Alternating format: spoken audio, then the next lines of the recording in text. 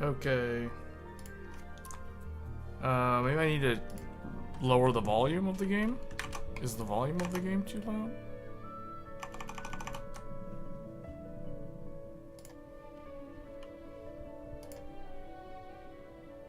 Okay.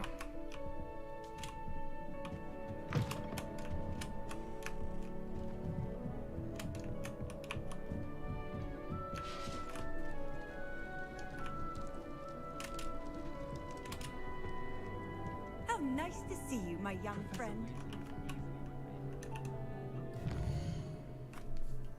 Well, let's see. Professor Charlotte, the map chamber. Report to Professor Fig. I guess we'll do this one. To advance the story. Level 10 required. I'm level 20. Man.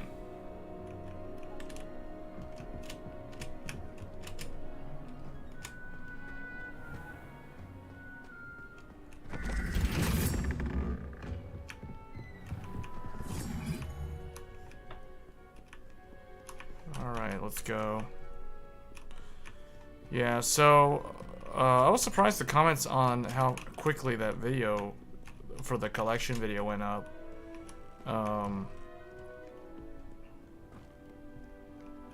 Yeah, I mean, I just dug everything out, grabbed all the boxes, put them on the table, and just started going through everything.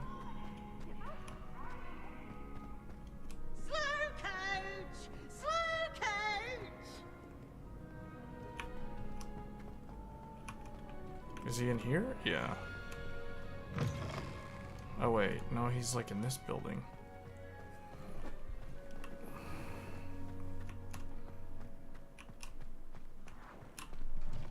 Is that what's her name? That's the girl who needed help with the things in the. Yeah, that's the girl that needed help with the stuff. I think the Wolong Fallen Dynasty demo for the PlayStation 5, like I think the second demo will be available tomorrow. Actually, I need to double check that. Because if that's the case, I'm probably gonna play that.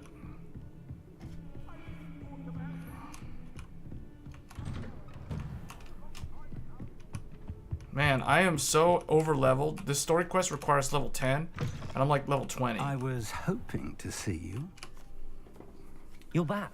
Finally. Minister Spavin talks more than he listens. Ranted on and on about rogue dragons. Wouldn't listen to a word about goblins. Speaking of which... Listen, Professor. So much happened while you were away.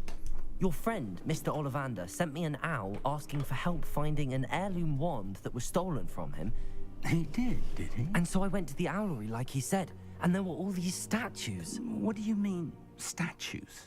In the owlery? Yes, which led me to a secret hideout where I found Richard Jackdaw's ghost. Who on earth is Richard Jackdaw? He was a student here long ago. Anyway, he told me about a secret cavern. I went there, and right next to Jackdaw's skeleton, I found the missing pages. You found the pages? I did. And because Jackdaw had followed the map they contained, when I found the pages, I found the location on the map. Believe it or not, it's a room below Hogwarts. Why am I not surprised? Shall we? I was hoping you'd say that. Oh, and we'll need to bring the book. Oh, they'll have to bring the book. Alright. Oh, wait. It automatically moved us down here. Alright. The room is called the Map Chamber, by the way. And a portrait of Percival Rackham awaits us there. Professor Rackham. I look forward to meeting him. How did this Joey. Jackdaw get Good the evening. pages from the book? Evidently, Peeves stole them, and Jackdaw stole them from him. Oh, Peeves. Alright, let's go. You two seem ready for adventure. Wait, is this teleporter active? I guess it's green, so it is. Yeah, regarding the Z790 motherboard, I'm still on an older BIOS on that motherboard. But I haven't really messed with too many of the custom settings in the BIOS menu. So I know I'm running, what I can tell you is I'm running 64 gigabytes across 4 To DIMMs. think it was beneath us all this time.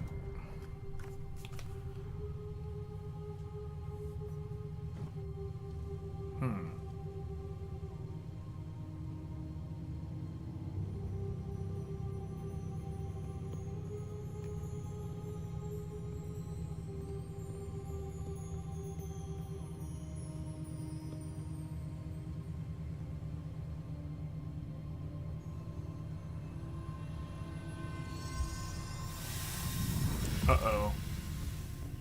This looks promising.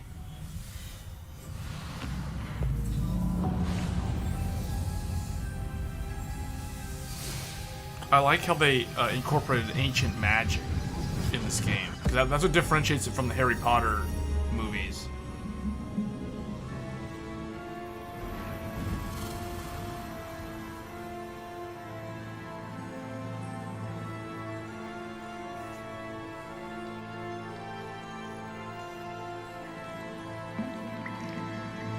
A map. There's Hogsmeade. And over here, the Forbidden Forest. And, of course, Hogwarts. It's magnificent.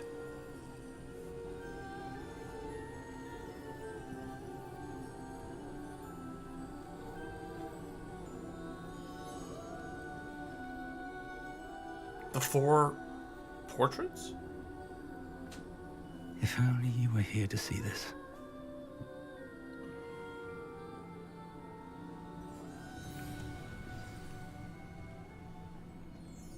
Oh, wow. So we got Hogwarts over here. And then... is that the Forbidden Forest? And here's Hogsmeade? Huh. Is there anything else in this room? You know, I wasn't expecting the scope of this game to be as big as it is. It's surprising. It's a very much... I mean, it's kind of like... it really reminds me of The Witcher 3 in a way. More than like a lot of other games that I've played recently. Or maybe like Red Dead Redemption 2, sort of, even though I never actually played that game. But I've heard a lot of people Hello, compare Professor this game to Rackham. that game. We've placed the book on the pedestal as you asked. And this is my mentor, Professor Fig. How do you do, Professor Fig? And you, my young friend, see now why you needed to return with the book? I do. I also see why you refer to this room as the map chamber. That you have come this far tells me that you possess extraordinary magical ability, the potential and power of which will unlock should you prove yourself worthy. The location of each of 4 trials will, in time, appear on the map. Trials that will test you and give you access to invaluable knowledge. Trials that you must complete on your own. Do you recall the pensive memory you viewed in my vault in Gringotts? How would a dude in a painting know that? How would a dude in a painting know that we looked at his memory in the pensive? I don't know. I assume that this guy's dead because this is from like hundreds of years ago. Yet his memory in the painting knows that we recalled the pensive memory of him, of one of his memories. That's really weird, but it's interesting. I don't recall it fully. Wait, do you recall the pensive memory you viewed in my... I don't recall it fully. I do recall seeing the memory, but I don't remember all of the details. My friend Charles and I spoke of the portkey and of trials we'd created for one who could see traces of ancient magic. Charles is another of the keepers, a designation we gave ourselves centuries ago, in light of the knowledge that we have been bound to keep hidden. Until perhaps now. So, the passage from your ruins to Gringotts, everything in the vault, the restricted section, finding this room, none of these was a trial. They were an important part of the journey, but they were not trials themselves. The fact that you have come this far, however, bodes well. The trials were designed to ensure that the power and knowledge we have kept secret for so long does not fall into the wrong hands.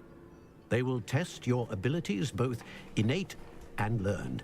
But of equal importance, everything you witness as you complete the trials will inform what you choose to do with all that we share. You will need patience. The trials have much to teach you. It will take time. I'm afraid we don't have the luxury of time. We have waited this long, Professor Fig. Surely a few more. Respectfully, sir, while I do not know the secret you keep, I do know that our young friend here has seen traces of a powerful dark magic being wielded by goblin kind. And we encountered an uncommonly powerful goblin wielding such magic as we prepared to leave your vault at Gringotts. We may already be too late. This is grave news indeed. Young friend, do you trust Professor Fig? I do. Then, in the light of your considerable skill and all you have already accomplished, we shall begin. You will find the location of the first trial marked on the map below you. Whilst Professor Fig may assist you in locating the trials, they may be completed only by one with our ability. Okay. Shall we have a look? Only one of our ability. Or one with I know our that ability. tower. It's not far. You may have seen it yourself. I think I saw it. It's the one that I couldn't reach. It looks familiar. Perhaps your young friend is more well-traveled than you might think. As your mentor, the least I can do is go ahead to make sure it is safe. Join me as soon as you can. Do you know anything about the tower? You said that you know that tower. Hey guys. What can you tell me about it? Not much, I'm afraid. I've passed it dozens of times. It's north of Hogsmeade. My recollection is that it seems abandoned. Clearly, however, the tower conceals more. Oh wait, this is than not the meets tower eye. that I saw. If he just said it's north of Hogsmeade, then I do not know what this tower is. I'll find you at the tower as soon as I can. I don't know what Until this then, tower is. be careful. It might be Saruman's And do tower. not I don't tell know. anyone where you're going. Could be a bad idea.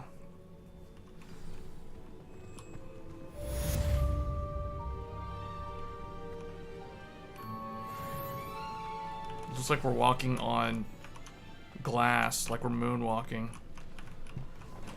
It's the mirror. The Percival in the mirror somehow knows, like, that we saw a memory of his memory. It's time you learned, Glacius, the freezing spell. It is an efficient way to cool down a heated situation. But first, new I spell. will need you to complete a few tasks. Once you've done that, come and see me. Hey, wait up, I'm out too. Oh, I gotta learn. Oh, I gotta learn ice magic now. Okay, I get to learn ice magic. Meet Professor Fig at the tower. That's like way out there. Hold on. That's gonna be. Is that gonna require like a high level? Hogsmeade. Hogwarts map. World map. Mirror on the wall was the fastest graphics of them all. Graphics card of them all. Whoa, that's way up there. I didn't know it was up there. What is this name? San Bakar's Tower. That is way out there. Is there a village? Pit upon Ford. Upper Hogsfield. So this is the northernmost part of the map. Way up there. I haven't been up there yet. And it looks like there's some extra secret other areas. I've explored as far south as the coastal cavern, but I haven't been further south yet. The size of this game's world map, it's kind of like, it's not as big as The Witcher, but it's about as big as, it looks kind of like it's the same size as Horizon Zero Dawn. That's what this map makes me think of, in terms of its size. Okay, so I can go to hit that to advance the main scenario. Like, what's the recommended level for this? I'm probably over leveled. We'll see. I'm level 20, And that quest that we just did was level 10. So, I don't know. I think I just do too many random things instead of focusing on the main scenario quest. Well, that's the cool thing about a game like this, though. Revelio. Oh, whoops. What's that spell that I'm supposed to press? Levioso. No, not Levioso. Accio. That's what it was. This is what happens when you don't play this game for like a few days. You forget the controls. Well, I'm also playing on keyboard and mouse. I should probably play on the controller because that was the most recent. So last time I played the game, it was on controller. So actually, I'm gonna switch over to controller. Yeah, this feels more familiar. Slightly. Because just now, it felt like I was playing... Keyboard and mouse on this game makes me think of Genshin Impact.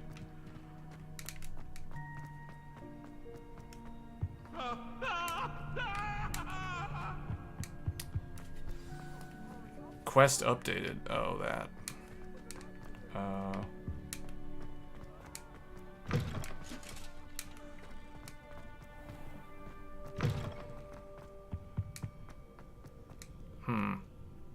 So should I just go meet him, or should I just do like side quests?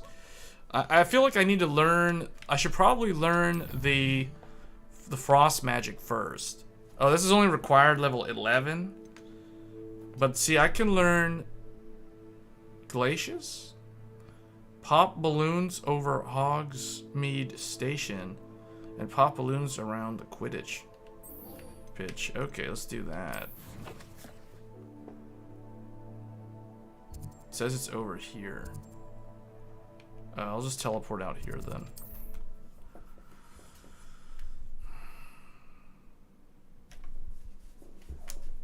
So, What are you up to you now? enjoy the magnificent GPU display? Yeah, well, so what I did was I literally, so yesterday, after the stream, I like dug out all the boxes and I stuck them on the table, and then like later this evening, I filmed, well actually no, I filmed it this morning, and then this evening I updated, or I like edited the video and then just immediately like uploaded it to YouTube. That's why it showed up when it did. That's how I managed to get it out so fast, because that took a while.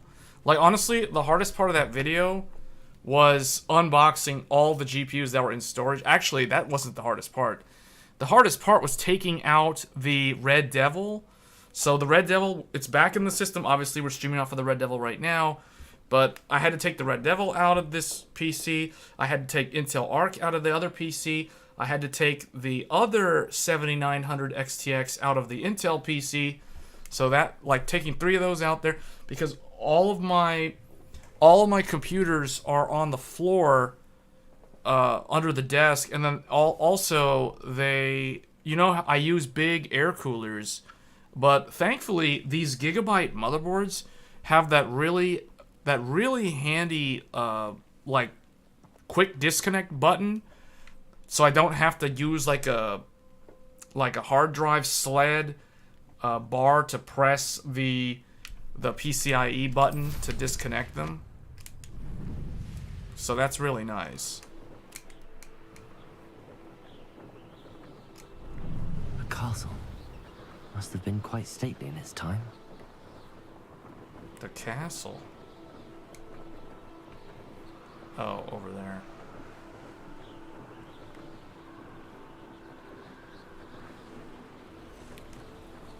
Well, that's what a collection... See, that's what happens when you don't sell your old graphics cards. If you don't sell your old graphics cards, you end up with a collection. That's what ends up happening. Oh, wait, I don't think I've ever been here yet. What am I supposed to do? Oh, I'm supposed to just pop the balloons? Okay. Oh, I see. We're supposed to just pop balloons. That's easy enough.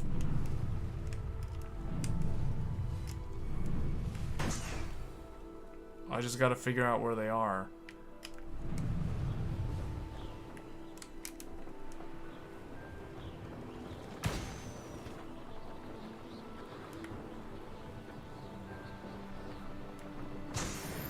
Alright, that's that one. Now I gotta go and pop balloons over the Quidditch arena.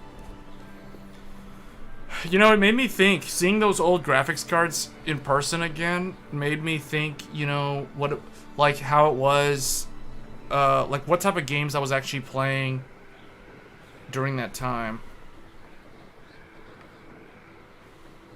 Especially on a table, your GPU is served my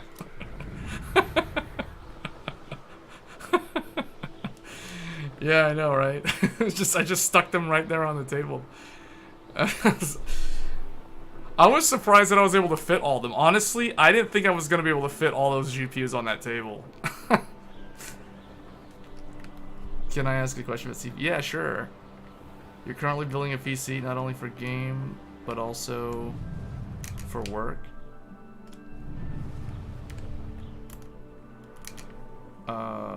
Should I be waiting for X3D? I watched lots of people worry about the stability. I don't understand why people are worrying about stability. Good showcase of that big table as well. I wouldn't worry about the stability. Honestly, we could talk about the 3D. Just yeah, because you know, I read an article. There's a really interesting thing about that 3D CPU, and I think it's worth talking about. But we'll know more about it next week for sure. But what I would tell you is I wouldn't worry about it at all, and we're going to talk about why. Basically, there's a set of like Boolean algebra that they've programmed into the logic on the BIOS, which I think is actually pretty good, because when you think about it, the way it's set up is it doesn't actually require any kind of like crazy operating system level program for it to actually pick and choose which core it should be using. Am I supposed to turn it in here? Oh no, I gotta go to what's her name.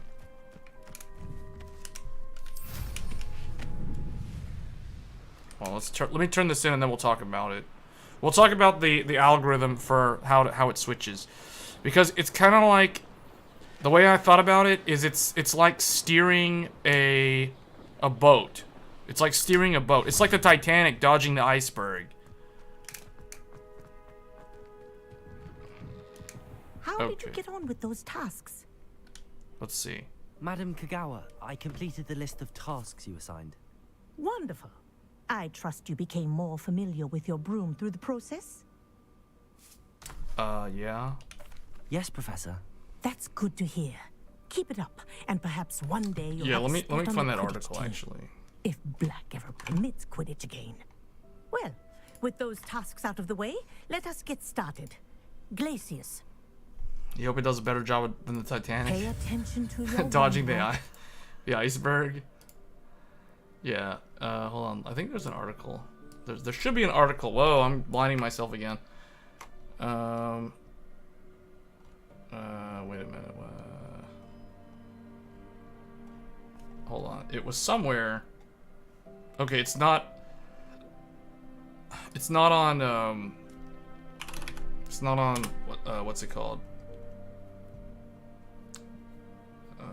Where is it? Hold on, where is that article?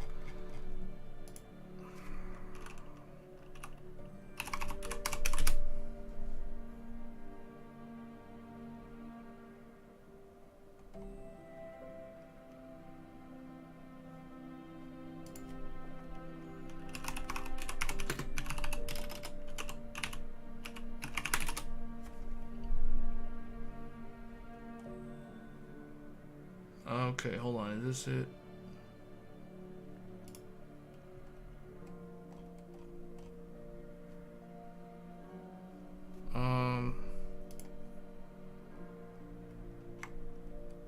I think it's this. Whoops, what the Tom's Hardware, can you get that thing out of the way?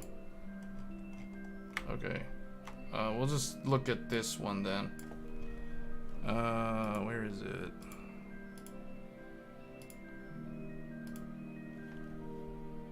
Okay, so no thanks. So it has something called, well, the ASUS BIOS is calling it core flags for the algorithm. Essentially, it will track. What happens is the BIOS, the firmware, it's actually the firmware that is going to be monitoring the CPU cache utilization.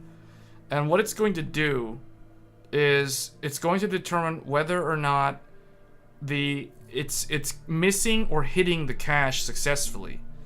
If it's hitting it successfully, then it's going to steer it in the direction of keeping it on that CCD, this task. If it is missing a lot, then it's going to make it flip to the other CCD. It's going to just kick it out and go to the other CCD because it means that it needs more cache, right? So it means like if CCD 1 is the one with the Vcache, well, the one with the 3D thing on top of it, and if the cache is successfully hitting, which means that it's actually using the cache and the task is being used by it, then what it's going to do is it's going to say, okay, stay there, don't move, don't go next door, don't go to the other CCD, stay where you are, don't do anything, just sit here and do your task. If it's on the other CCD, so it's over on the one that has it doesn't have the Vcache, right? It's just the normal one. And if it is hitting the cache successfully on that one, which does not have the Vcache, it'll just say, okay, stay there. Just track there, and you don't have to go either. You don't have to move. Stay there. Don't go to the Vcache because you don't need it. If it is missing, and it's on CCD 2, which we assume is the one that doesn't have the Vcache, then it's missing. So it's going to start incrementing. It's like, hey, you missed. Okay, but you can still stay here because they don't know if this task, they don't, like, when I say they, I'm referring to the firmware. It doesn't know if the task is ending or if it's perpetual, if it's a background task, if it's a game task, if it's a long thread, essentially. It is controlled by the BIOS, yes. It is controlled entirely by the firmware. So when the cache, if it starts missing a lot and if it hits a threshold, now notice here you've got thresholds. You've got level 1 threshold 20, level 2 threshold 50. I don't know exactly which one is referring to what, but essentially if it misses enough times where it exceeds the threshold value, it's like, okay, Mr. Program, I'm sorry, but you failed this course too many times. We're going to have to send you to special ed. So it's going to kick them out and send them to the CCD with the Vcache. And then in the Vcache, it's going to then have a much larger cache. So then the idea is this thread or this task needs more cache, so it would benefit from the Vcache. It's going to be put on that CCD. And vice versa. If the task is missing too many times on the Vcache because it's like overloading it, then they're going to kick it to the lightly or the smaller cache CCD, because at that point, since it's not benefiting from the increased cache because it's too big or it doesn't really scale with it, then it's going to kick it over to the faster CCD. The faster CCD is the one that doesn't have the Vcache. The slower CCD is the one with the Vcache. So it's like big cache, slower speed, or little cache, fast speed. So those are the choices. See? So in a way, it's all done at the firmware level. It's actually pretty ingenious, man, there was a really good... Why can't I find it? It's like everybody hid this article. There was like a really, really good... Is it this one? No, not this one. Someone on Twitter, like, did a really good write-up. Oh, here it is. Here it is. Okay, this is it. This is it. This is the algorithm right here. Algo as follows. If condition reached and CCD 0 specified, then check current memory or cache activity. If it's greater than the threshold, and the hysteresis. For those who do not know what hysteresis means, hysteresis refers to what I was talking about earlier with the Titanic hitting the iceberg. Hysteresis is it is a measurement of the how well something is tracking to a predicted path. So for example, when the Titanic is going to hit the iceberg, if you guys saw the movie, I think most people probably saw that movie. If not, if you're going to hit something, you want to swerve the vehicle to the side, left or right. You want to steer it away from the collision. But here's the thing. When you start turning, even though the steering wheel is locked all the way and the wheels are turning, there is still going to be a lag time before the turning effect actually applies to the vehicle. So that's why, well, that's what hysteresis is. Hysteresis is basically that measurement of the, like, how well the object in motion is tracking with the expected path that it is supposed to take. If it is not tracking correctly, meaning if I say go in this line, if I say go in a straight line, and the thing is like going to the right, that means it's not tracking properly, and I need to take corrective action. And that's exactly what this does. So if it's greater than the threshold, if I'm saying go like this, and the thing is actually going greater than what it's supposed to do, then switch. Likewise, if we're on the other CCD, check that one's cache. If that one's cache is less than equal threshold and hysteresis reached, if fulfilled, then switch, and then the default hysteresis 4. So I think what this is saying is CCD 0.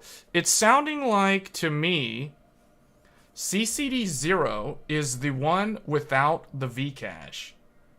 And it sounds like CCD 1 is the one with the Vcache. Because if CCD 0 is normal and the threshold is exceeded, then it will switch it to the one that has the bigger cache.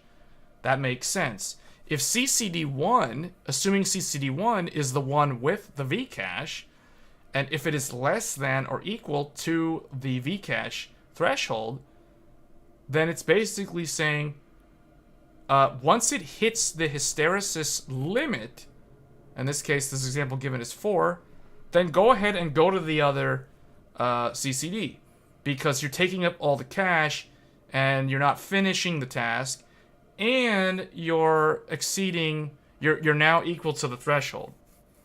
Right? Or actually, no, it's saying less than or equal to. So if it's less than the threshold, then you don't need that cache. So go and sit on the faster cores with less cache. That's basically what it's saying. So CCD 0, just from me reading this alone, if I'm understanding this correctly, CCD 0 does not have the Vcache. It is normal. CCD 1, reading this, sounds like it has the cache. Oh, Joey's saying that sounds right, if I remember correctly from an interview with AMD. Okay, so AMD said that? Well, okay, that's interesting, because I didn't know. I'm interpreting it based off of the vocabulary. Logically, it sounds to me like CCD 0 does not have Vcache. Like, when I read this sentence, this tells me CCD 0 does not have Vcache. And when I read the other sentence, CCD 1 sounds like it has Vcache. So that sounds right. 5090 Ti Titanic. 5090 Titanic versus 5090 Titanic versus 8990 Extremely Large Iceberg Edition. What? What? Oh man, that sounds like a Nick Tech video right there. Also, CCD 0 is always faster than CCD 1. Okay, you know what? That makes sense, because that statement is true on the standard Zen 4 CPU. But this is all you guys need to know. Like, what's written here is basically the algorithm broken down in plain English. What's interesting, I wonder what happens if this is applied to the standard Zen 4. It says here, works on non-Zen 3D, but of course it's senseless. Is it really senseless, though? Because what Joey just said is that CCD0 is the faster one. So if your thread is being overwhelmed, send it to the slower one. And if your thread is not overwhelming the slow one, send it to the faster one. So it's almost like this algorithm does actually seem like it would benefit the standard Ryzen CPU as well. Is this switch between CCD's new tech? You know, I wonder if it actually is. I don't know if it is. This might actually already have been a thing from the start. Because as Joey just pointed out, CCD0 is always the faster historically. Like, I can vouch for that. I mean, I have the 7950X right here, and what I can tell you is that my CCD0 cores tend to boost higher. Like, the cores that I have that can go to 5.85 gigahertz on single thread, they're all situated on CCD0. So, reading this algorithm, I don't see why this wouldn't help my normal standard Zen 4 CPU. Like, the standard 7950X seems like it could benefit from this, meaning this algorithm probably already existed from day one for Zen 4. This is probably not new. I think all they've done literally is added the cache to CCD1, the slower die. Yeah, I think that's the case. I don't think this is new at all. It's actually pretty ingenious when you think about it. This algorithm makes sense on the normal Zen, but then if you throw the Vcache on the slower CCD, all of a sudden you're going to get a performance bump on your threads that actually benefit from having larger cache spaces. So, yeah.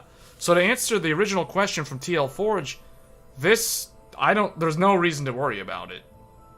This is an algorithm that has already worked on the standard Zen processors, and it only stands to benefit the 3D Vcache ones in a positive way.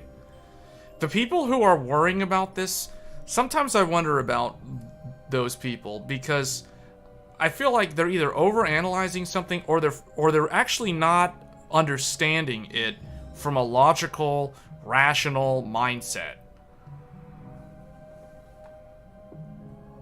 Yeah, I think MSI... So right now, as of right now, Gigabyte... I mean, I can check right here. Here's my motherboard. So this is the one that we're streaming on right now. I can check to see if it has the support added, and I doubt it. Unless they literally did it just now. No. See? So Gigabyte doesn't have... It's still Agisa 1004. I believe the ones that support the new 3D is going to be called Agisa 1005. So you're going to want to look for 1005. The other thing, too, that... This is the thing that I don't the thing that always kind of gets to me or confuses me about these kind of mid-cycle refresh launches. If you go to a place like Micro Center on day one and you want to buy... Like, let's say you want to go to Micro Center on Tuesday next week and get the 7950X3D or the 7900X3D. The problem is, if you're doing a new build, the motherboards on the shelf in the store most likely are only going to have either Agisa 1004 or realistically, they're probably going to come with this one, 1001, or maybe 1003. Because it depends on the batch. If it's a really, really new batch of motherboards, they're probably going to come with a Agisa 1004, which technically doesn't support the 3D Vcache CPUs. So, that's what I always kind of wonder about these mid-cycle refresh things. Now, I'm guessing places like Micro Center, when they get these CPUs in stock, they're also going to get a newer batch of motherboards around the same time for launch day that are ready. They'll probably say like Zen 3D ready or something, right? Like on the box, meaning they'll have the 1005 beta, or not beta, the 1005 BIOS on them from the factory. Because I don't understand how it works. Like if somebody goes into a Micro Center, they go and buy an X3D CPU, but then they go and buy a motherboard, but the motherboard only has like an older Agisa BIOS on it that doesn't support the 3D. Then what happens, right? Like, I guess maybe it'll boot up with the CPU, but it won't, like, the boost algorithms won't work correctly. So, like, the first thing you're going to want to do is go in the BIOS and update the BIOS. Like, on the first, like, it's like the very first thing you should do then, if that's the case. Let's see if these other ones have it. But yeah, I wouldn't worry about it. Like, people worry way too much. I notice people, and the people who are worrying, they're typically AMD fans. What I've realized over the years is the people who worry and doubt the success of a new product tend to be the fans of that company that's launching that product. Meaning, if people are going to worry about, like I remember when people were worrying about the 4090 consuming like 600 watts, and they were all worried about it. Those people were typically looking forward to the 4090, meaning they weren't anti-NVIDIA, they were actually in favor of NVIDIA.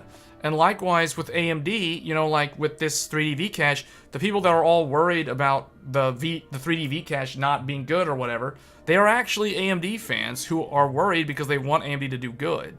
I really think that that's how it is. But they're worrying unnecessarily. I'll say that. Like, they're really worrying about nothing at the end of the day. However, non-3D have two same CCD. Well, okay. They're the same and yet they're not the same. So, the reality is the CCD0 is typically the better binned die. Which means the CCD0 on a standard Zen non-3D CPU will turbo higher than the cores on the CCD1. That's what I'm saying. So they're not actually equal on a standard Zen 4 CPU, dual CCD CPU. So basically a standard Ryzen 9.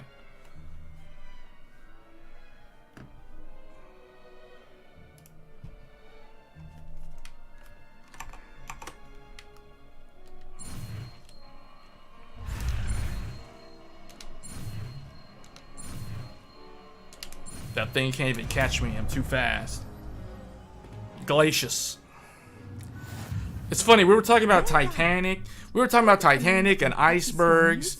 And now we just learned the Glacius spell so we can create the icebergs. Yeah, yeah, don't worry about it. It's gonna be fine. People were the same. Let me put it this way. Back before the 5800X3D came out, people were worrying unnecessarily about that CPU. And at the time, the reason why people were worrying about it was because the max boost clock speeds were not as fast as the 5800X. So everybody was like, oh, it's going to be slow because it can't turbo as fast as the 5800X. Well, we all know what happened when it actually showed up. You know, it surprised everybody. So, like, I wouldn't worry about it. There's nothing to worry about. If anything, I think this CPU, these new CPUs that have the dual CCD, are a lot more interesting because they actually benefit from that algorithm. So, like, think about it. The standard, if we go back real quick, the standard single CCD, so like a 7800X3D, isn't going to be able to benefit from this algorithm because it doesn't actually have, you know, there's only one CCD, right? So it's always gonna put the threads, all the assignments is gonna go on the same CCD. There's no moving things around with that CPU. So in a way, the Ryzen 9 3D Vcache CPUs are a little bit more interesting because they're more like they're borderline hybrid architecture in a way, kind of like Intel's big core, little core. You can think of it like that. I think of it like, well, it's almost like it's the reverse, right? Because the hold on. Oh boy, I'm blinding myself again.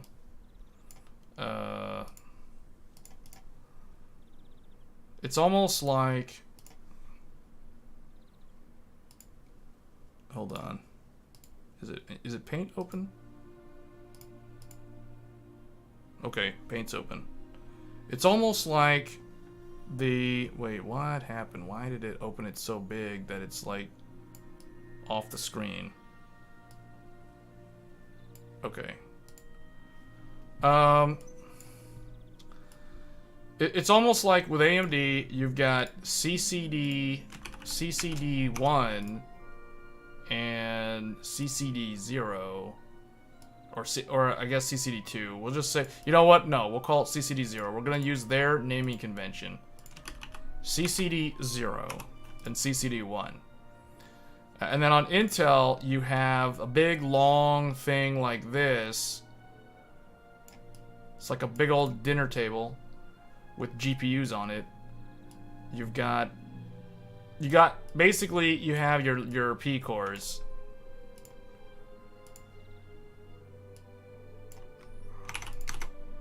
One, two, three, four, five. Whoops, that's not what I wanted to happen. 5, 6, 7, whatever, 8. Okay. So remember what we said about 13th gen or 12th gen, doesn't matter, or even Rocket Lake. You got your 8 P cores max, so your i7s and your i9s, and then you have your E cores, which literally look like this. And then you have more over here, if we're talking about the big 13900K. So you have your little 8 E cores over here, you have your little 8 E cores over there. So you're the you know, like this ant colony is essentially 16 E cores. Okay, so you got big cores and you got little cores, right? So, but here's the thing. Big cores equals fast on Intel. Little cores equal slow.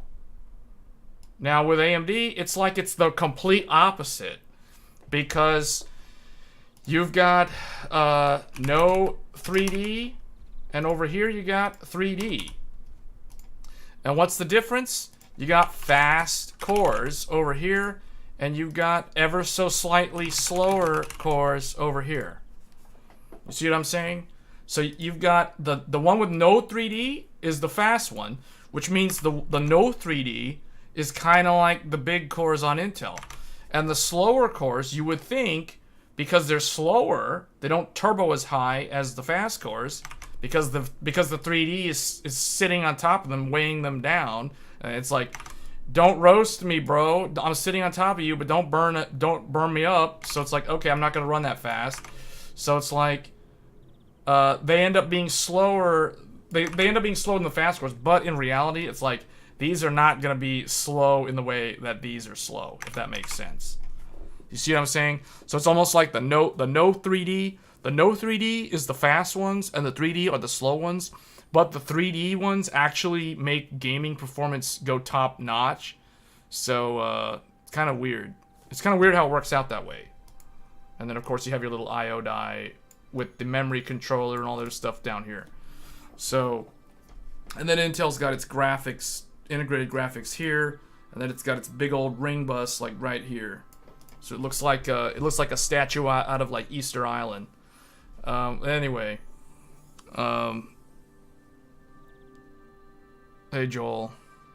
So TL Forge had asked about like the 3D V-cache ones. Some games that don't benefit from the cache can use the faster cores, while games that do need the fast. Exactly. What C6V is saying is exactly what the algorithm describes. Is there any way to make my GeForce 765M run? No, there isn't. Honestly, I'm being dead honest. There isn't, because it's a mobile part. Mobile GPUs, voltages are locked, and they're always going to be thermal throttling or thermally limited and power limited all the time. So unfortunately, the answer is no.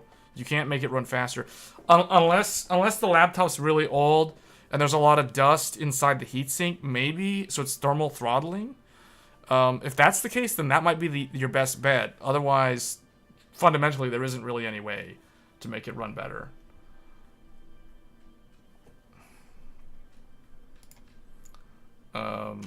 But yeah, that's gonna answer that.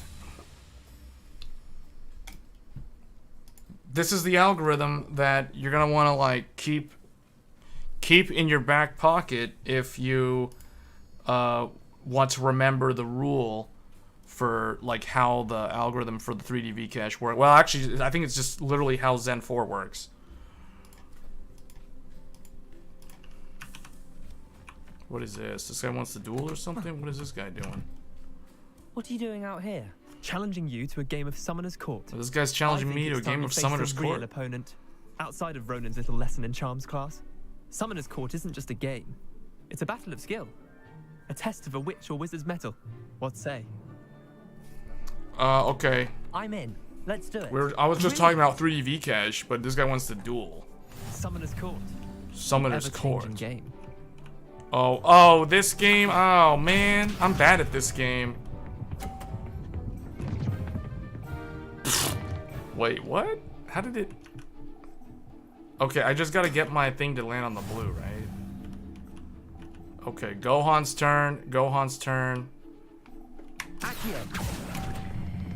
Stop! Okay, I'm terrible at this. I hate this game. Think you were a match for me. I hate this game. This is the most bogus minigame ever. Like, what is this? How does this guy, like, line it up perfectly like that? He's cheating because he's using AI enhancements.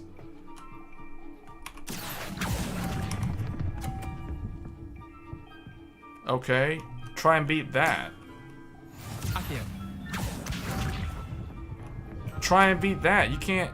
Oh, no. Man, this guy's good. AI cheats. All in the wrist. That's all in the wrist? Yeah, right. Your fake wrist. Your GPT wrist. Why is it stopping so slow? Okay, well, anyway, I lost because that one fell out. Not bad. Not bad. Not bad? Okay. Yeah, right. I got a 20 point and you got like 100.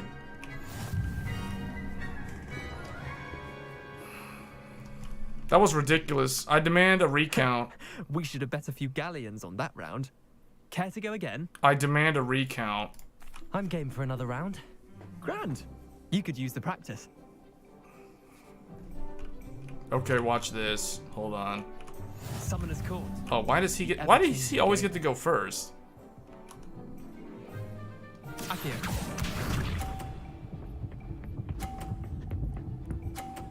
Oh man. Alright.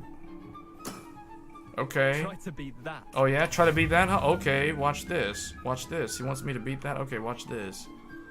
Watch this. I'm gonna kick his ball out of bounds. Akio. Oh, what? Oh well. I'll let you have that one. Akio. I have to get it off the next one.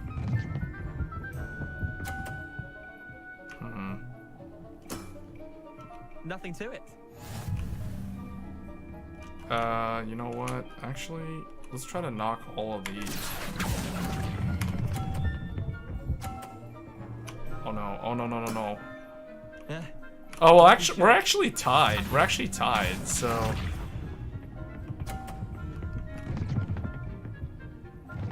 What?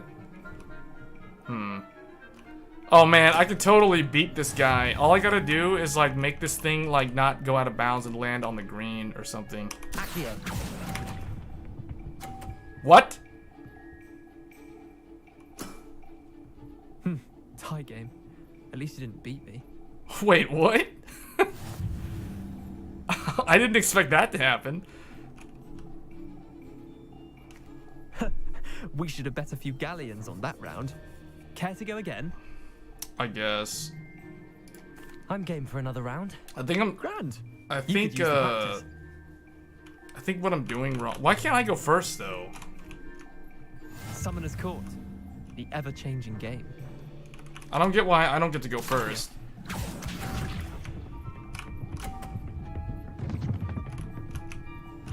Well, okay, that was... Alright, okay. I'll do this then. I'm gonna put this one like over here. No, I'm gonna put this one. I'm gonna stick that one right there so that he can't kick it out of bounds because it'll just ricochet off of the one on the blue.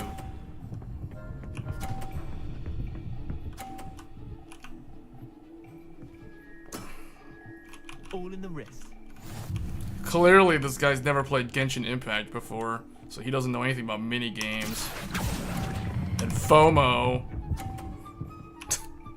Okay, all I need to do is get another green, and we straight up win this.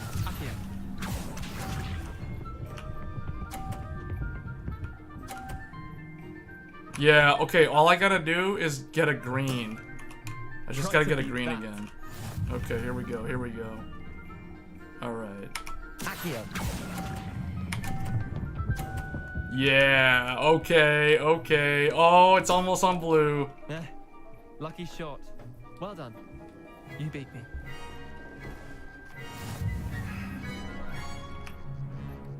Gohan from Bit of good luck. Dragon Ball That's all. Z like beats some dude in the Harry Potter game. Like what?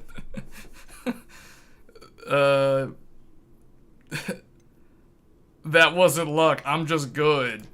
I'm not lucky, I'm simply better than you. Alright, fine. You're right. You're better than me. Even though this dude actually, why is this guy like getting all I sad? lost 7 He matches literally in a row won to the sum up first the game. round. The others who play Summoner's Court thought that if you couldn't beat me, you wouldn't be enough of a challenge. What? Chin up, Leander.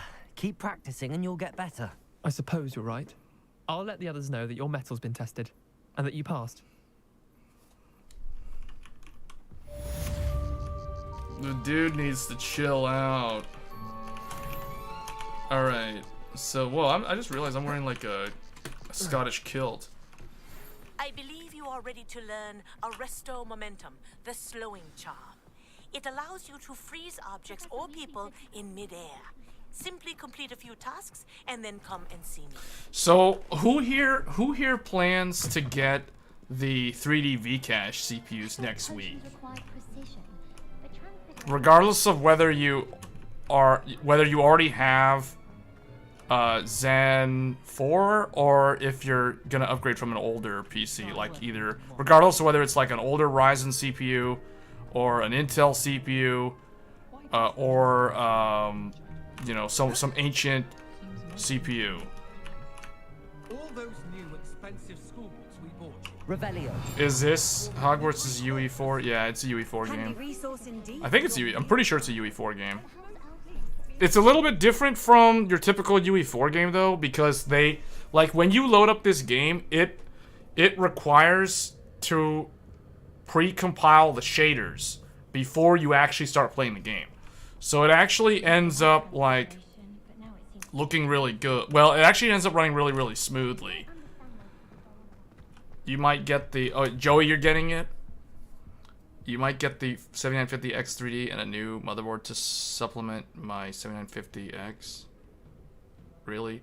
So you're basically gonna do what I did? Because remember what happened to me last year? I ended up building like two Zen 4 PCs, even though that wasn't even the original plan. It just somehow ended up that way. Because my original plan was to use the 5800X as the benchmark PC. Just like Tech Power Up. But like everybody was like, everybody complained to Tech Power Up. Everyone told Wizard that the Zen 3 is too old. Zen 3 is too old. Get a new platform. You're gonna bottleneck the GPU. You're gonna bottleneck the 4090. You're gonna bottleneck the XTX. So then he was like, okay, fine. I'll just upgrade to something that has PCI Gen 5. So I was thinking, well, I'm gonna end up in the same boat. You know, like if I upload review videos and show that the test rig is running at 5800X, there's always gonna be those people that comment saying, you're doing it wrong, bro. You need to test on a 13th gen. You need to test on a Zen 4. So I was like, okay, you know what? To avoid all that nonsense, I'm just going to get a Zen 4. Because I'm going to get more free RAM. So I'll have 64 gigabytes of free memory, all DDR5, and I'll have a brand new PCI Gen 5 based system. So that's essentially what ended up happening. What the? Wait, what? What? Wait, what? Hold up, hold up, hold up, calm down, calm down. What? That guy didn't like that this dude, this armor had like a 1300K or something. What happened?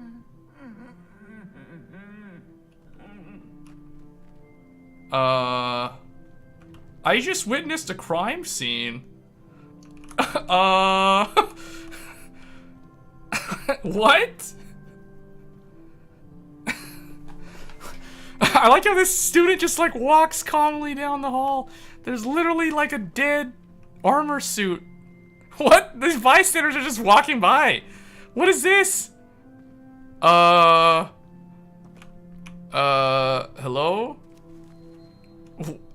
What, okay, yeah, okay.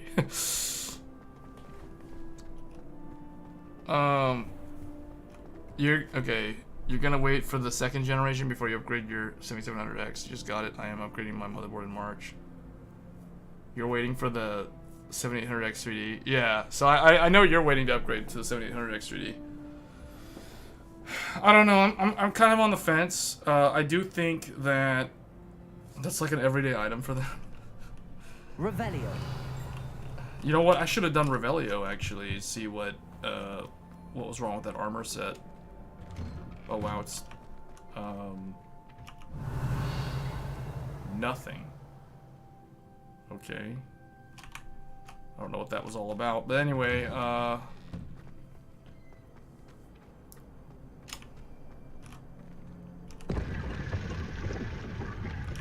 what's this? Oh, I've already done that? Oh, no, don't lock me in here.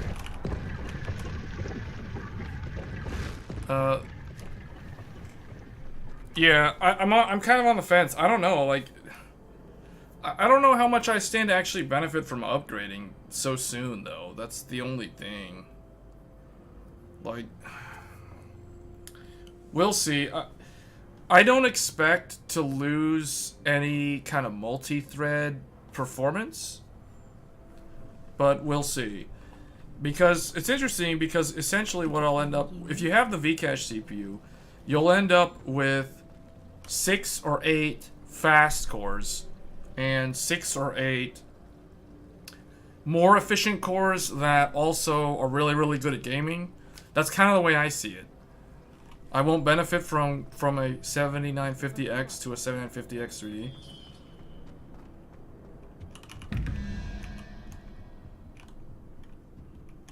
Accio. Oh, I pressed the wrong spell. I don't know where the other door... Oh, wait, is that it? No. You can't imagine how inconvenient travel was before I invented... Is it up there? I still haven't figured out, like, where the other... Oh, it's up here. Okay.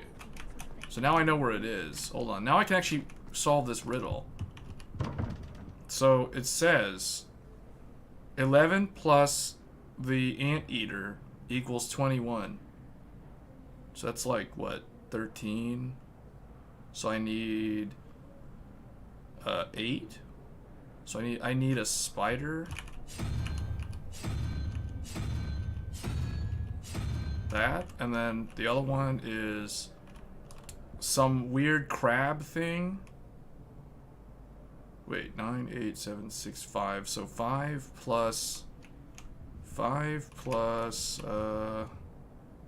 wait, what is that thing? Oh, 5 plus 9. Okay. So that's like 14. So I need a 3. So I need the Hydra.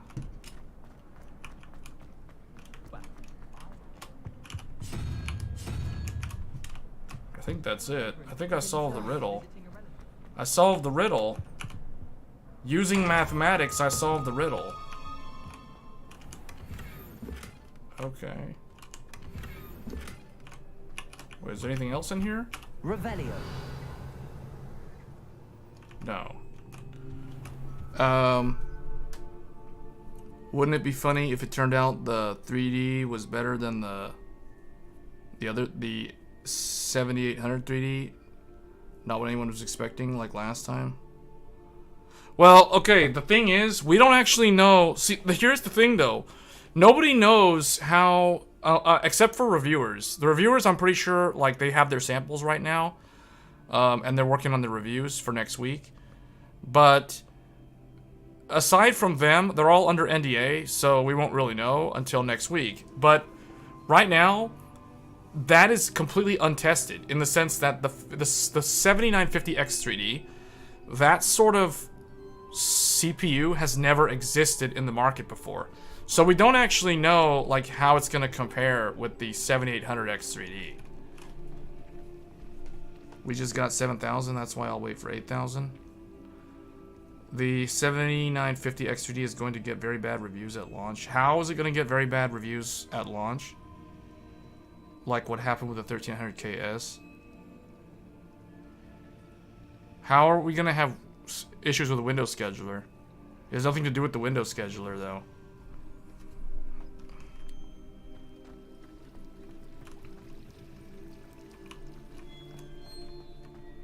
Thirteen 13900KS got bad reviews because it's a pointless product. The only reason the 1300KS exists is for overclocking. It's basically for the XOC crowd, extreme overclockers. The 13900KS is for extreme overclockers.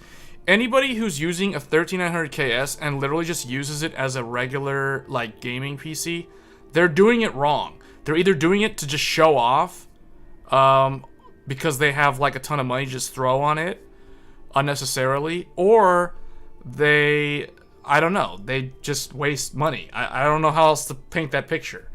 It's absolutely pointless for regular everyday use. The only reason why the 13900KS exists is for XOC. Like that small niche crowd, that's who it's actually for. It's made for those people. It's not made for like the regular average Joe who wants to play Call of Duty. Especially Call of Duty. They should probably be on Ryzen if they want to play Call of Duty. Anyway, you're gonna have issues with the Windows. I don't know about that. The 7950X3D is also pointless. I don't know. I don't see how it's pointless. If it was pointless, why is it actually gonna launch next week? That's the thing. That flex algo approach is a standard Zen. I don't even think that thing is really that old or that new. I think that the algorithm has existed probably since the first dual CCD from the 3000 series, like a 3950X. It's probably tuned. What I'm guessing is the default hysteresis value is different from the ones that don't have the Vcache. A software. I don't think it's a useless product. I think it's more of like a niche product, but it's definitely not as niche and pointless as a 13900KS.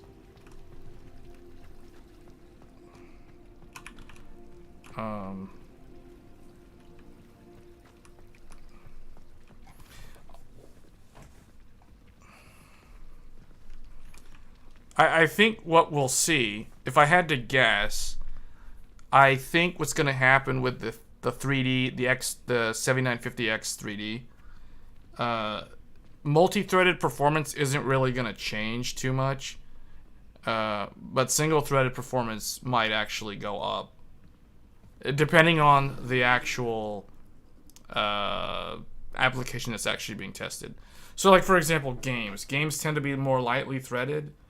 Although it seems like the more modern the game, the less that statement is true.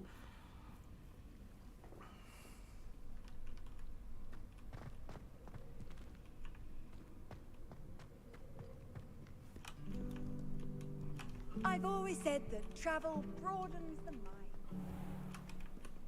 I can't get to that thing up there. I think that's going to be like that fire spell that Sebastian taught me.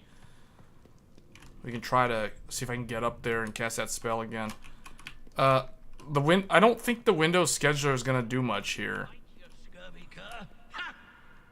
Because unlike the big core, little core, the scheduler doesn't really need to know which one.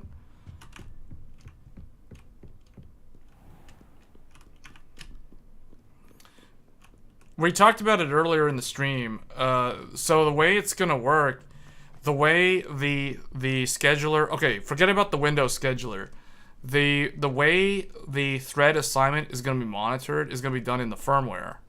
So it's actually done via the firmware, and the firmware is gonna check to see how loaded the cache is. It's gonna check for the number of times the cache hits and the number of times the cache misses. If the cache, if a thread is on the CCD 0, so if a thread doesn't actually, okay, let's bring up that thing again, because that has all the answers. Okay, this is how the 3D V-cache is going to work, where you have two CCDs. So if condition reached, and the condition they're checking is going to probably be like two things, the hysteresis and the cache activity. They say cache activity. What that really means is probably like, they say the mem to cache ratio, memory to cache ratio. So this is basically like the bigger the memory number is, that means the more cache misses there are. The bigger the cache number is, so the bigger the denominator is, that means that the cache hit is higher. So what this means is that if CCD 0, if the mem to cache ratio activity is greater than the threshold, then, and the hysteresis is reached, we talked about the hysteresis already, that's basically the rate of the trajectory tracking the given path. If fulfilled, then switch to the other CCD. And then the other condition is if the same ratio on CCD 1 is less than or equal to the threshold and the hysteresis is reached, then switch. So what this, it makes perfect sense. This has nothing to do with the Windows scheduler. This is all done in the firmware on the actual CPU. So that's the reason why when AMD said, don't worry about that schedule, we got that figured out. It's because they're not dependent on the Windows scheduler to determine how to assign the tasks. And it's pretty ingenious when you think about it, because this algorithm isn't new. This algorithm has existed on any of the dual CCDs since basically Zen 2, if I had to guess. It's just probably refined. If anything, the only thing that's different is the default hysteresis value is probably different. That's all that's changed here. So that's why I wouldn't worry about it. Did you have a chance to check if MSI motherboard has ACS mode? What's ACS mode?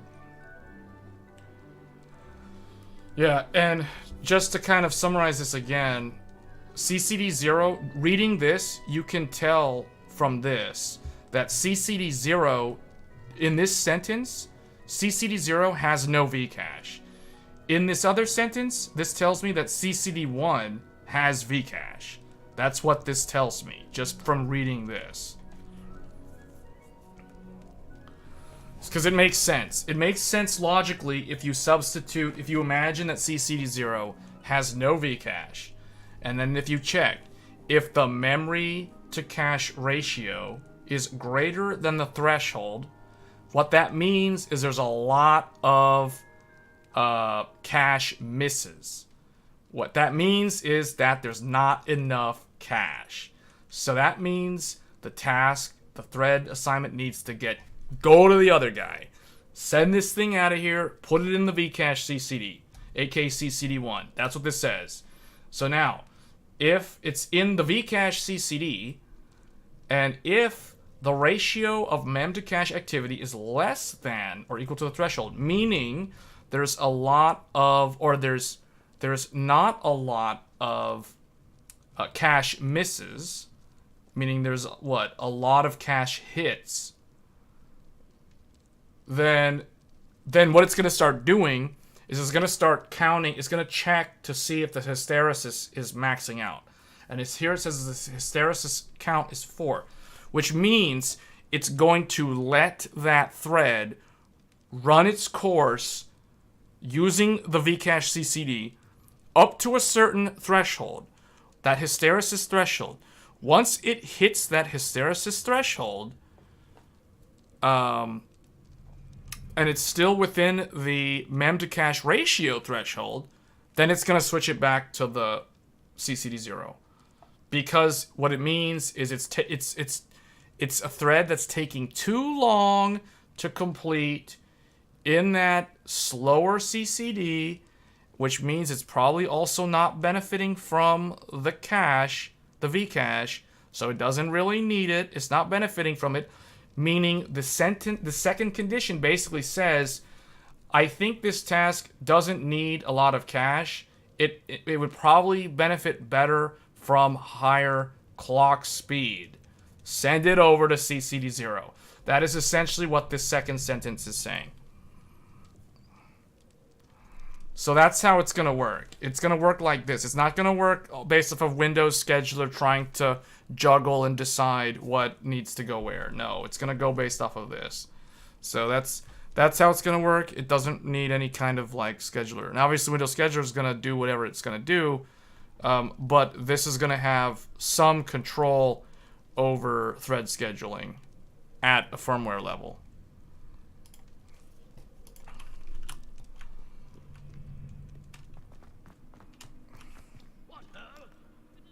Okay, I need to figure out, how do I get back to... Is it this one? No, where is the... There was a place where I could... Now that I know the fire spell, now that I know the ranged fire spell, I can actually... I should probably be able to do... Oh wait, you know what? Revelio. I saw that.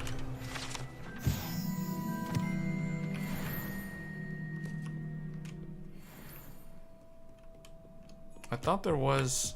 No? I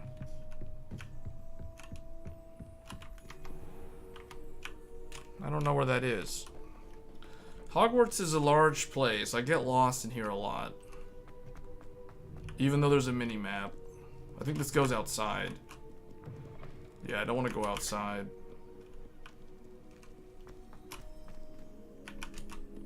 That's Professor Fig's classroom. And I think the library... Yeah, the library's down here. I think this goes outside again. How do I get to the... Off on another adventure, are we? No, this is, that's the potions classroom. I think this leads down to Slytherin. No. You did look and you tried... Wait, what? On what motherboard have you seen it?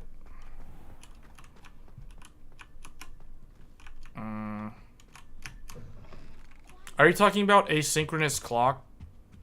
Something? Or what are you guys talking about?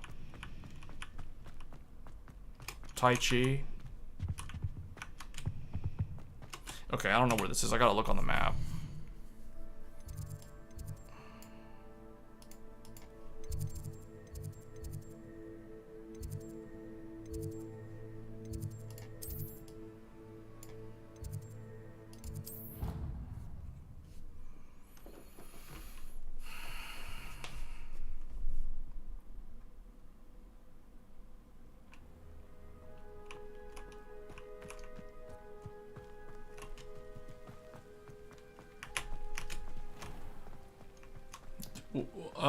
What are you guys talking about? You're talking about a feature on a motherboard? Revelio. Handy resource indeed, your field guide. What are all these centaurs in here?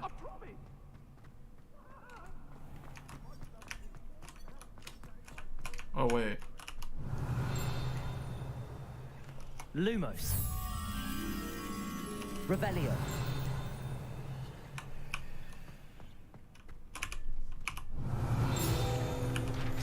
So this poison stuff. Pungent passage.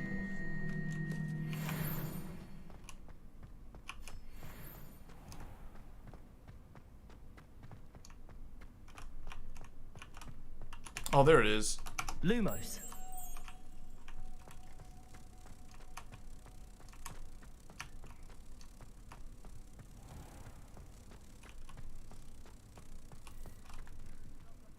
What do I do again? Oh. What happened to the does it run crisis meme? What's the equivalent? The equivalent is does it run Forspoken. It doesn't run Forspoken because Crisis wasn't really the hardest game to run after a certain point. And likewise Forspoken is not really the hardest game to run either. I think technically maybe Cyberpunk 2077 is still the hardest game to run. But yeah, Forspoken is the new Crisis. I think we pretty much proved that when I was live streaming that game like on launch week back in January.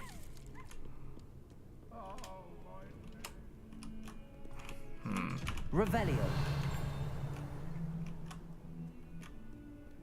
Kind of like how the castle looks at night. It's just there's no one around, so it's kind of bland. Hey, this is where those guys were. This is where the students were. This is where they were sitting down. I was trying to evangelize them on PCI Gen 5 SSDs, and they just walked away from me.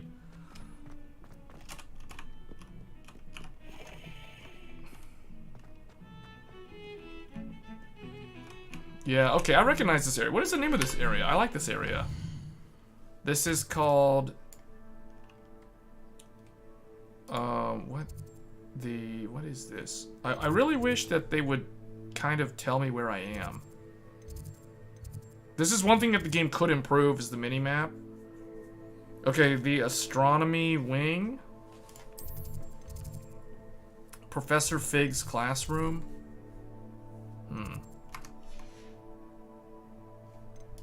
I probably need to do some quests. Oh, practice flying near the spires.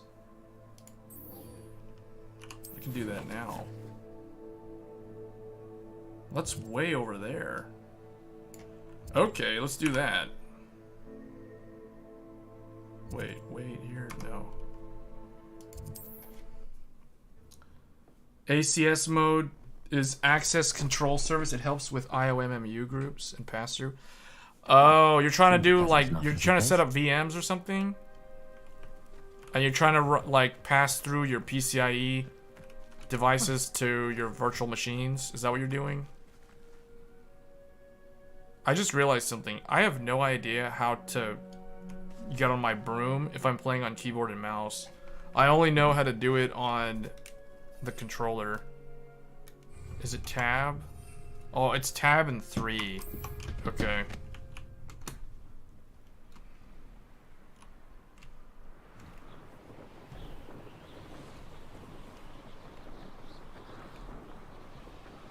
How do I...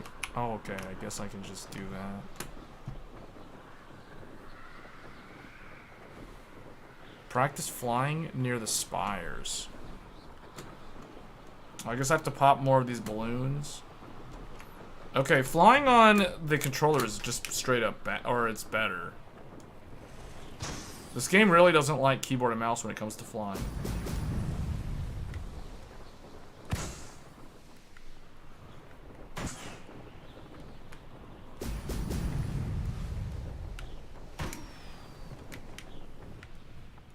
There we go. Oh, I leveled up. I leveled up. Practice flying near Keenbridge Tower. Where's that? Oh, over here? Okay.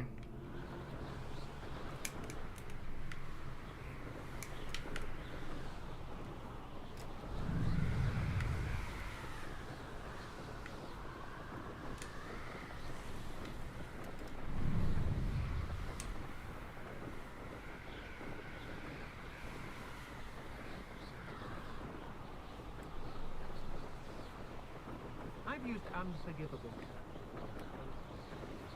Somebody's talking down there. There's like some people in that village.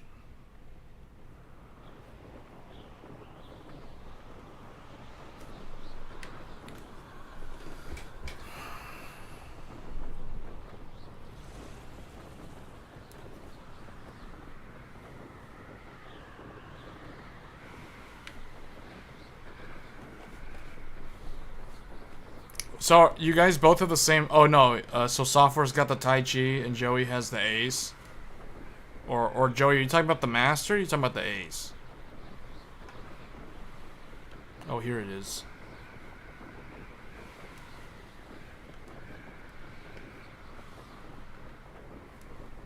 Oh boy. Almost missed that one. Oh no. Okay. What the?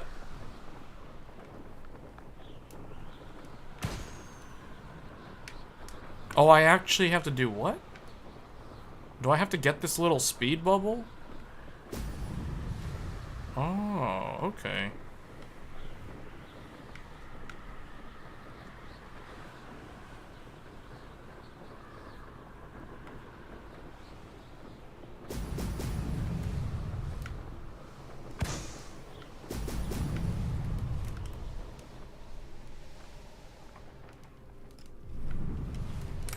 That's it.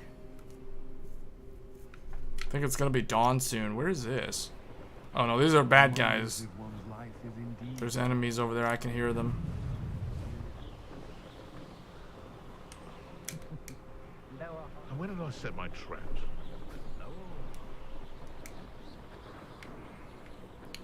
You think sound has taken a back seat with all the graphic advancements? I haven't touched a sound card in years.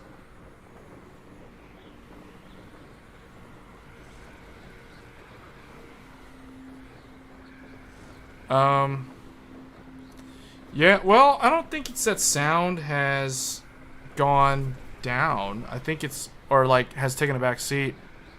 I just think, like, sound quality has gotten to the point where there isn't really a whole lot to do there.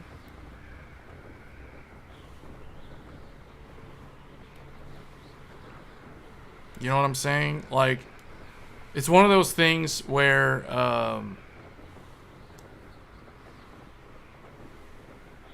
I don't know. Like, when I think of sound design in games, I think more about, like, the soundtrack. So, like, the music of the game.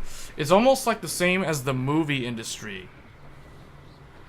You know what I'm saying? Like, that's what I was saying earlier. Like, games that I play long term, like, for instance, Final Fantasy XIV, Genshin Impact, and then, like, a lot of, like, single-player RPGs, in my mind, they have to have, like, good OSTs, good official soundtracks, in order for them to, like, keep me around long-term, because, I mean, I assume that the gameplay is solid, too, but, like,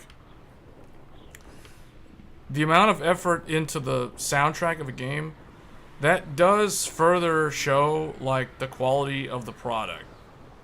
It helps solidify the product as high quality. Oh, now there's some students walking around. Okay, so it's dawn. Welcome back. Welcome Have you back. finished your assignments? Reporting back, Professor. Assignments all finished. Well done. Shows good discipline. Wisdom is a golden snitch, as they say. And you're proving a skilled seeker in that regard.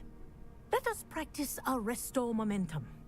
A charm, incidentally, created to stop quaffles from plummeting straight to the ground during a Quidditch match. Okay. Precise, deliberate movements. I need to practice these spells, actually, because I didn't try the Glacius spell. Way too fast.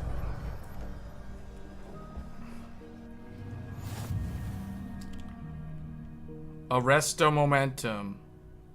Oh, that's what that does. Slows. Okay. Let me see. Let me put that one in. Very good. Let's see. Arresto Momentum. No, this one. Oh, Glacius. Glacius. Arresto Momentum. Okay. I recommend practicing your new spell as much as possible. Perhaps before you leave here. Professor, Who's do you have Charles a moment? Manson? Yes, what is it? You mentioned the Toyohashi Quidditch team. In class, I heard you mention the Toyohashi Quidditch team. I did. The Toyohashi Tengu are from Japan. Dominant, known for their rigorous training. They practice near the Mahutokoro School of Magic, often battling both tempestuous seas and violent storms, in addition to each other.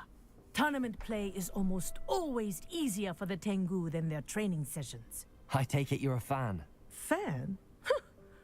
I was being groomed to play on their team. And I would have been a Tengu, if not for a bit of bad luck.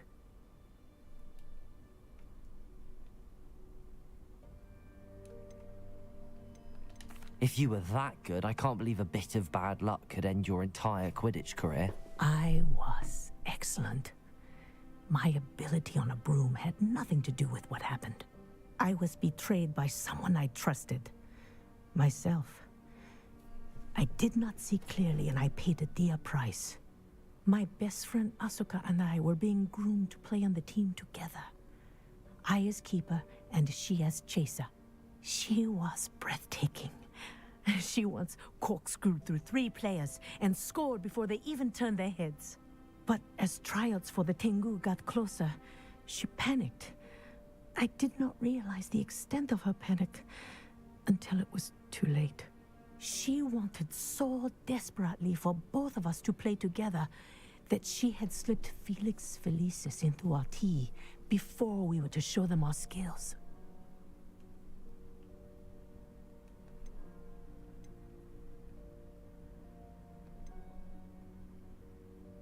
What is Felix Felicis?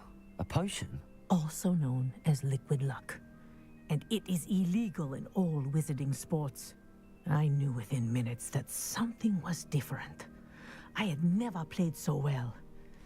And Asuka was playing more beautifully than I had ever seen. When I confronted her afterwards, she admitted what she had done. I withdrew from consideration immediately. But it wasn't your fault. You didn't know about the potion in the tea. It does not matter. My flying that day was not my own. I could not live with myself. So, I withdrew and explained to them why. I burned my broom in disgrace. What happened to Asuka? Did she burn her broom as well? Asuka played for the Tengu for 2 seasons. You didn't report her? Tell them what she'd done?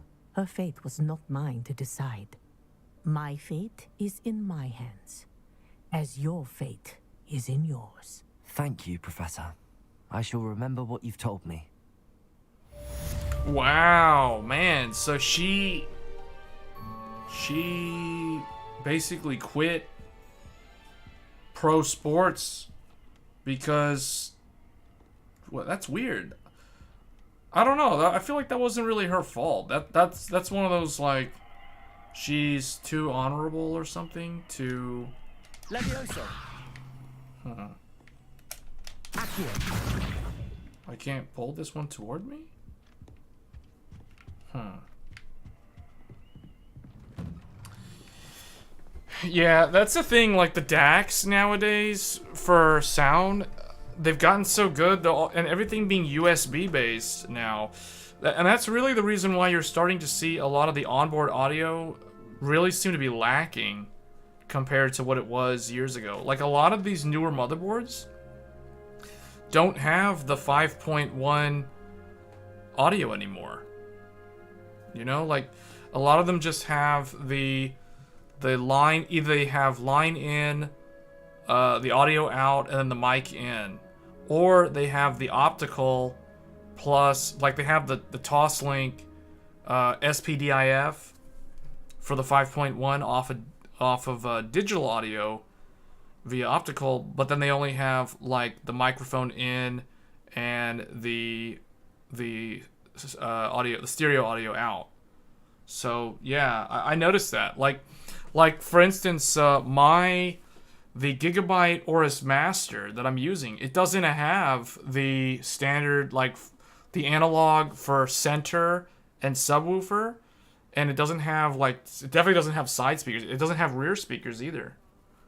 If I wanted to do that, I'd have to use a DAC, or I'd have to use you know, the toss link, the optical audio, if I wanted to do that. Like, that's, yeah, it's really weird, you know, like, if we go back here, we kind of look at the, let me find it, if this will actually scroll. See, like right here, see? Like, this is the motherboard that I have. It doesn't even have, like, your standard 5.1 analog audio anymore. It only has the optical SPDIF out. It has microphone, and it has line out. That's it. And a lot of these motherboards, these newer motherboards, for, like, AM5 and Intel LGA 1700, a lot of them lack the 5.1 audio. Yeah, it's a thing. It's happening. Seriously, it's happening. Now, it's not like that for all of them. I mean, you can still find the 5.1 integrated audio, but you're going to be looking at expensive motherboards. I think a lot of the Asus ones still have them. But I know Gigabyte and ASRock and MSI, they tend to not offer those unless you're looking at the really, really expensive motherboards. How do you know if it's 5.1? It has to have the one for the subwoofer and the center speaker, and then it also has to have the one for the rear, left and right, and then it all, like, if you want to make it 7.1, then it also has to have the sides. So you gotta think of it like this. So stereo is left and right, but if we're talking 5.1, 5.1 means left, right, rear left, rear right, so that's 4. And then center is 5. And then the 0.1 is always the subwoofer. That's how you can tell. 5.1 is basically center, left, right, rear left, and rear right. That's what makes it 5. And then if you want to make it 7.1, you add left and right side. Like the sides, left and right. That's what makes it 7.1. But 7.1 is even more rare. 7.1 is pretty much gone. Like, now it's literally just 5.1, or it's just, you know, stereo. And if you want to do 7.1, you have to go, you have to do it using the optical. But realistically, like a lot of people now, the reason why I figured a lot of motherboard manufacturers are skimping out on the audio is because what the growing trend of, like, USB peripheral-based headsets, wireless headsets, you know, USB DACs, like amps, that's the reason why these things are starting to go away. Because I feel like the general public, they just want a lot of USB nowadays. See, so my Aorus Master doesn't have it. And then, like, the other thing, too, is I think my Aorus Elite doesn't have it either. I'm pretty sure the Aorus Elite, okay, the Aorus Elite, I think this one doesn't even have optical. Yeah, look, check this out. So this is the one that I use for benchmarking. This one only has microphone, line out, and line in. So what's interesting, though, is this one doesn't have optical, but it actually has line in. And line in some scenarios, could actually be more useful than the optical audio. Because, I mean, when was the last time you used optical audio?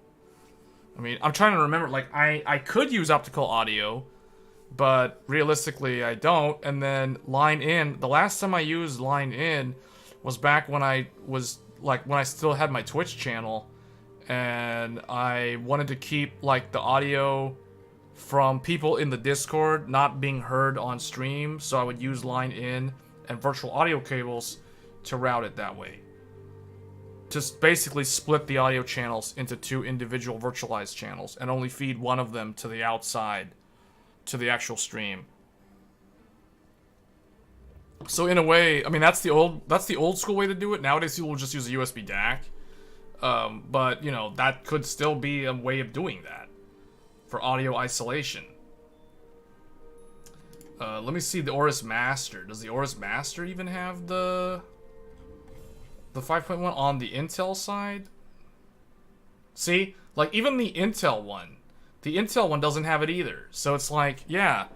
I mean, I guess Asus and MSI still have the 5.1s, but I think you're starting to have to go higher up the product stack. So meaning you're going to have to spend a lot of money on a motherboard just to get, like, 5.1. It's gotten to the point where it's like, if you want... It's gotten so bad. It's like, if you want a postcode, like a 7-segment display, which is this 8.8 thing right here that shows you your debug code when you're turning on your computer and you're trying to see if it's actually memory training or whatever it's doing. Like, now you gotta spend like upwards of $350 or more on a motherboard just to get this feature. It's gotten that bad. And it's like now you have to spend like more than $500 to get a motherboard that has like 5.1 audio.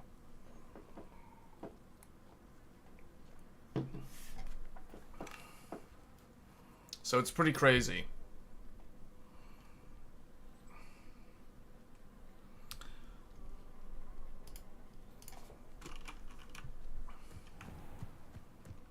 All right, where do I need to go?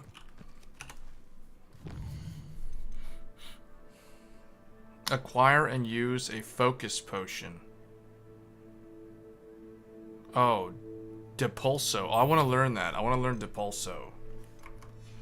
Let's learn Depulso. But how do I do that? I need to acquire... I need to acquire a focus potion? Can I make... Am I allowed to make that in the class?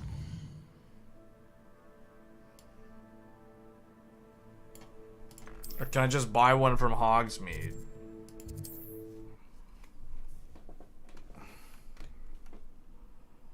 Let's just go to Hogsmeade and get one. Does it get any more cozy than Hogsmeade?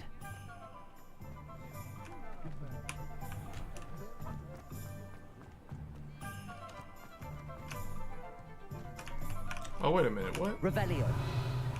Oh, Lumos. I need Lumos. Where is it? Lumos. Drag. Oh, you drag it. Oh, that's how you do it on keyboard. Okay. Lumos. It's telling me that it's somewhere by the gate.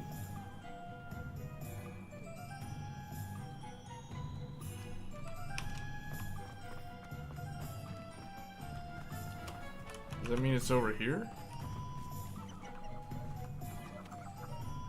Revelio.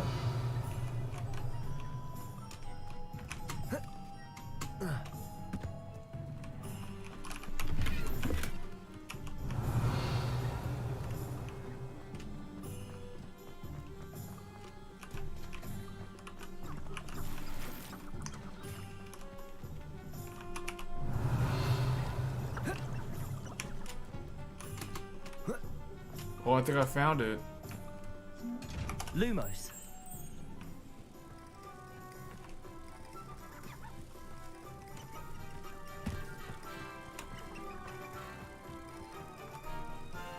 Wait a minute. Now I just lost where the... Oh wait, now it's up here. No.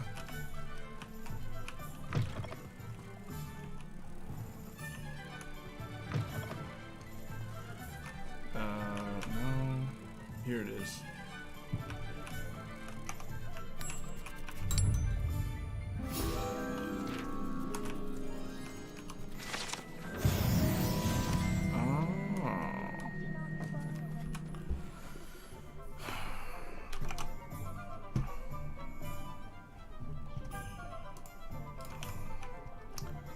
Yeah, so I don't know. I think anybody who's waited to upgrade,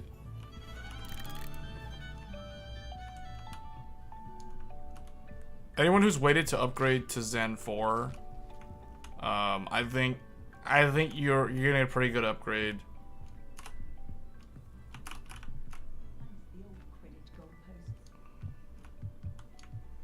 Is anybody gonna upgrade to Zen 4 from like a really old PC?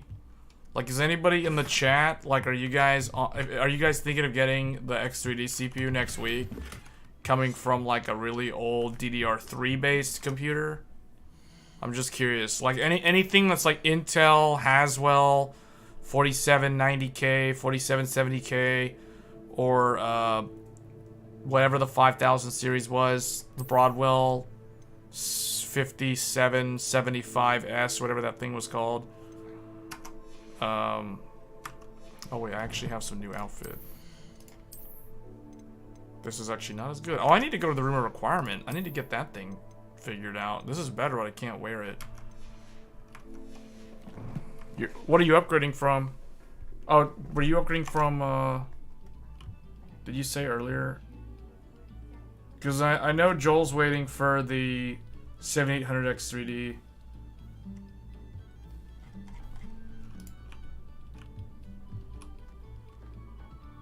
Because I know somebody that upgraded last year to a 5800 X3D, and they were on an old Intel 4th gen Haswell. Oh yeah, Threadripper, the 1950X. Okay, I remember. Yeah. Yeah, that's gonna be a huge upgrade. It's gonna be huge upgrade. Yeah, because especially like the Vcache. I mean, just the regular 7950X. The regular 7950X is already like way faster than the 2950X. So I can only imagine that the 7950 X3D is gonna be light years ahead of the 1950X. But those Threadripper CPUs are pretty good though. Like, the amount of lanes, right? Like the 64 PCI Gen 3 lanes was really, really good. That platform actually, technically, is still somewhat relevant today. Because I know, like, the guys over at Digital Foundry.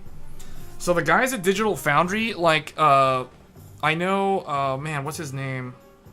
Not Rich. Rich doesn't test with Threadripper, but one of the guys over at Digital Foundries, he's still on a 1950X. He's on a 1950X Threadripper. Was it John? Or what was the guy's name? I forgot. The guy with the glasses, I think he's based out of, not Germany, somewhere in the EU, but I forget which one. There's the guy in Germany, Alex Battaglia? Not him. It's the other guy. Was it Greg something? The guy with the glasses who recently did the review on the PSVR 2. That guy, or it's either no, it's not him. No, not him. Who is the guy who has? So all I know is somebody at Digital Foundries recently tested. I think it was Forspoken or something, and they were on a 1950X. With like a 3060 or something.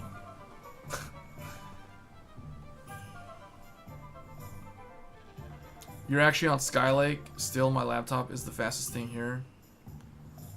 Yeah, Skylake is due for an upgrade too. The reason why I was talking about Haswell in particular is because Haswell is DDR3.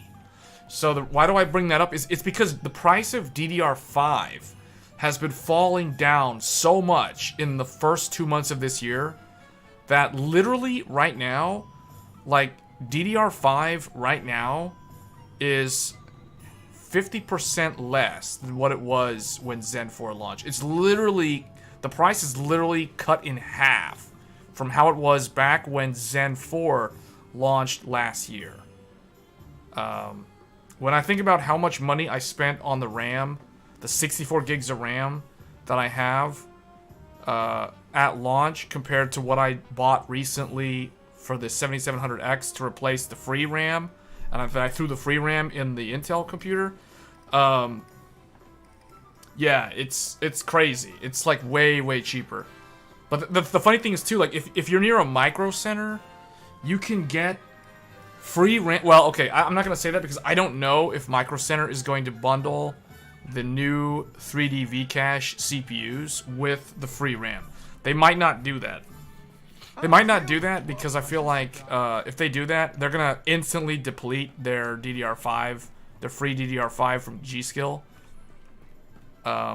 It's best to try to incentivize people to move inventory of the lesser desired normal Ryzen 9 or Ryzen, yeah, like the non V-Cache CPUs, and tempt people to buy them by giving them free RAM.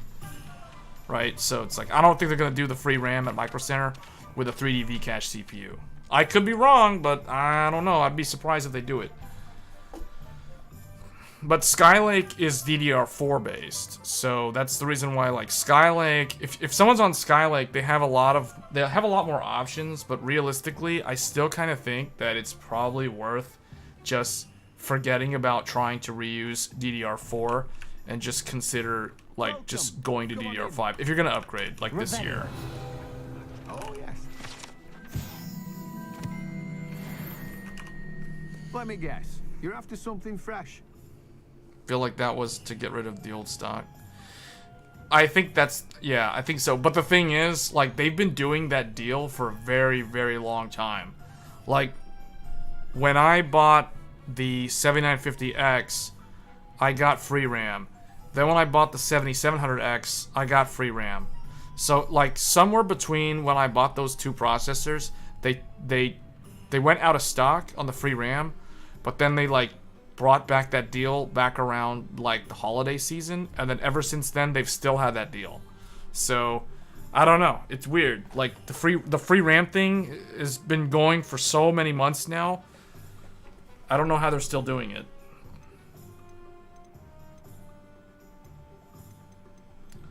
I don't know which one I need to buy. I thought maybe this guy might have the potion. No one can say I don't keep a stacked shelf.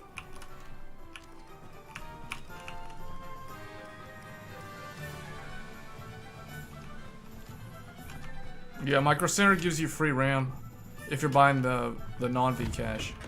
Come on in. Healing potions Oh, are this is the specialty guy. here, should you need any. I delivered the potions to Fatima Lawang. Very good. And did she cause you any trouble? Did she? She's certainly difficult. I can see why you didn't want to go. She was quite cantankerous. I do truly appreciate your help. And at least it's done with. It was a pleasure doing business with you, Mr. Pippin. Likewise. Worth every bit of that delivery fee to have someone capable deal with that witch. Best of luck with your potions, Mr. Pippin. Do take care. What can I do for you today? Oh, I might need to sell. Yeah, I need to sell this stuff. And then I need to go to the room of requirement to, like, figure out what to do with that. Focus, hold up. Focus recipe potion, Thunder Brew, invisibility potion recipe, Maxima recipe for a potion that increases the drinker's spell damage. Focus. Is this the one? A wise decision. Wait, hold on. Is that the only one that I needed? I hope to see you again. Farewell Oh, wait. Acquire and use a focus potion. Acquire Maxima and Endurance potions. What can I do for you today? I need this one. That's a lot. Wise decision. Thank you. Do I need to go to the school to... Did I just waste all the money I had on that potion I recipe? hope to see you again. Farewell for now. I guess I need to go to the classroom to make one.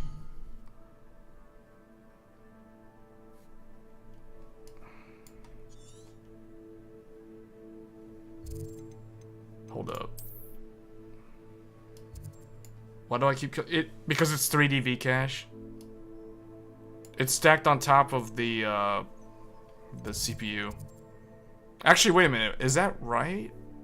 It's not. I'm thinking of like Samsung V-Cache. It's 3D V-Cache.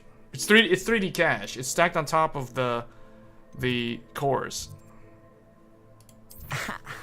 It literally sits on top of the cores. Specs is amazing.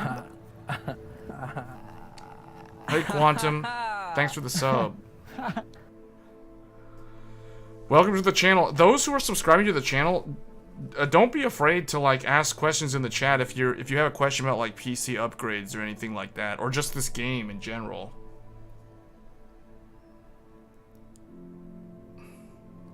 Specs is amazing. Which one? Doesn't Intel have like even more cache back in the Crystal Well days? I don't know. I don't think so. All I know is Intel has increased the cache amounts too. Like, that's the thing. That's one of the biggest changes from Alder Lake to Raptor Lake was Intel increased the cache sizes as well. That's probably because they figured, wow, okay, who would have thought like all that extra cache would have helped? And you know what's funny? NVIDIA on the GPU side, one thing that's different from Ampere to Ada is the cache, the local cache from the Gigathread engine is a lot higher on the SMs than it was in the previous architecture. Because that's kind of like what AMD did with RDNA 2. So it's like everybody just was like, oh wow, who would have thought just throwing cache at a problem would mitigate like performance penalties.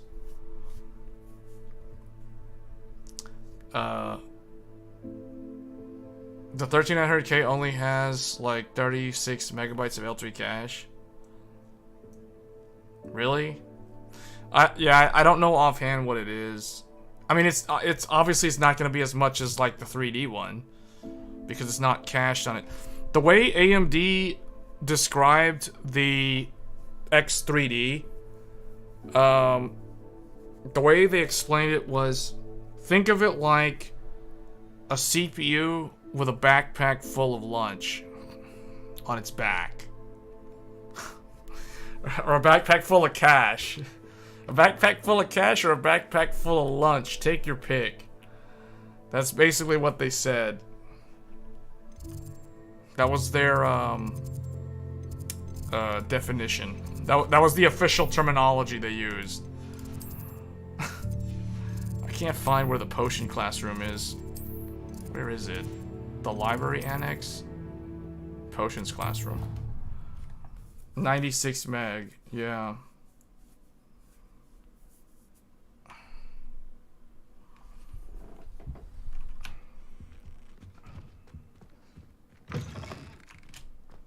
Alright, I gotta figure out how to brew these things. Oh, Edurus, Maxima, and Focus? Oh, okay. See, I did have to get them. So, acquire and use a focus potion. I need Dug, Bog, Tongue. Is there a way to, like, find out where that's from? Dug, Bog, Tongue. And then this one, Maxima and Edurus.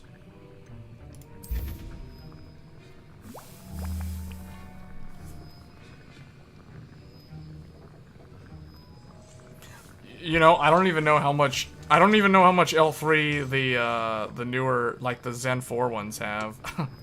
I should probably look that up. You can probably run Windows 98 on just the cache. They'll yeah, you probably can. It's getting to the point where like really much older stuff can like fit on something, or like storage now is just as fast as what used to be RAM. Like, anybody... So here's the funny thing, too. Anybody who is on Intel 4th Gen Haswell, or Sandy Bridge, or Ivy Bridge, or AMD's FX 8000 series, like FX 8350 or Bulldozer 8150, like any of those CPUs, all those DDR3-based CPUs, currently the fastest SSD, the PCI Gen 5 SSD, the sequential read-writes on that SSD is equal to or soon to be faster than standard DDR3. So it's like for instance, the Inland TD510, so the world's first PCI Gen 5 SSD is 1600 mega transfers per second. That is literally the speed of the DDR3 RAM that I used to run with my 4770K. Like my Patriot memory, my Intel Extreme Masters memory, all 16 gigs in my 4770K i7 back in the day, literally from 2013, which means it'll be 10 years old in June of this year. That RAM is as fast as the PCI Gen 5 SSD. Like, what? That's where we are. And then later this year, there's going to be PCI Gen 5 SSDs that are as fast as, like, entry-level DDR4. We're talking 2,400 megatransfers per second on an SSD drive. So that comment about Windows 98 fitting in the L3 cache of a modern processor, that's one thing, but you got to remember that, like, now storage is rivaling RAM from like 10 years ago. So just food for thought. So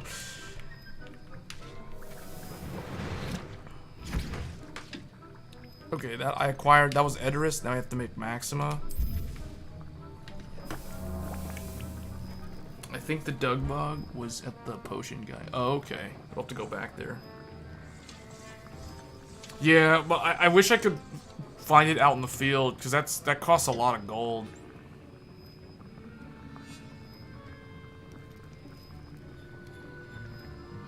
AMD actually calls it the 3DV cache. Yeah, see, I knew I wasn't subconsciously saying that for no reason. I knew there was a reason why I was pronouncing it that way. Yeah, it's because it's that's actually what it's called. that's a technical term. I knew I heard it from somewhere.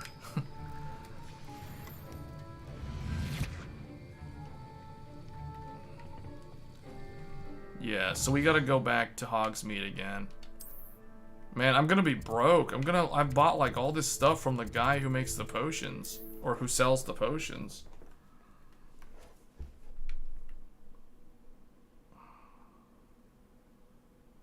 Hogsmeade, here I come.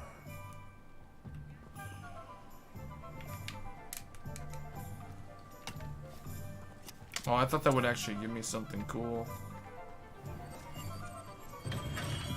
Hello there. In the market for potions, are we? Okay, I need this thing. Was it this thing? What else does he have? Oh, at least it's not that expensive. A wise decision. Thank you. Okay, I'll take that. I hope to see you again. Farewell for now. Time to apparate back to Hogwarts. Annex library, potions. Yeah, I never had Devil's Canyon, but the friend of mine that I helped upgrade last year, they had Devil's Canyon. And, yeah, it was a big jump from that to the 5800X 3D. From a 4790K to a 5800X 3D.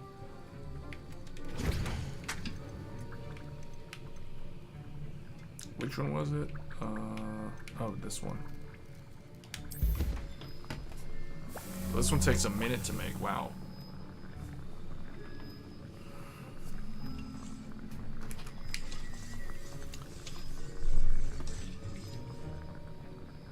Ace has it.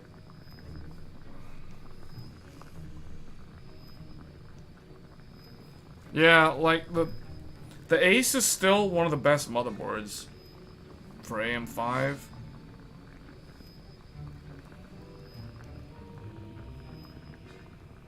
Does the Meltdown Spectre thing still that was fixed years ago. That was fixed a long time ago.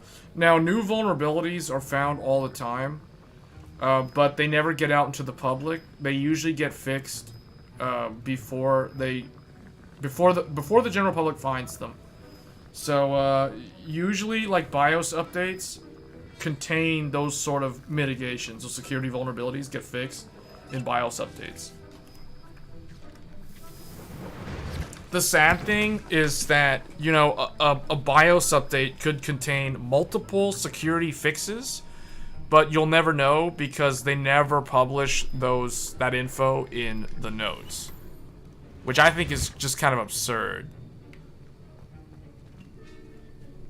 Acquire and use a focus potion. Acquire Maxima and Endurus and use them simultaneously.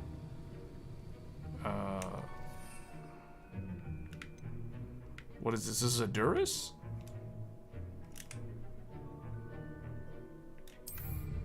What do I do? I just use them simultaneously. How do I do that?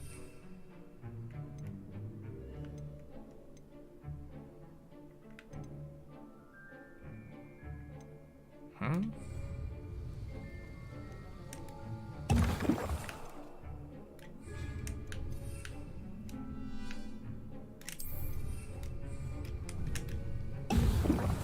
What the heck? Okay. That turned me into stone?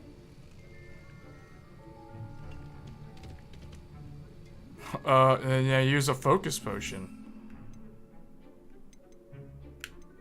That's maximum. This one? Excellent. Attend potions class during the day? That was weird.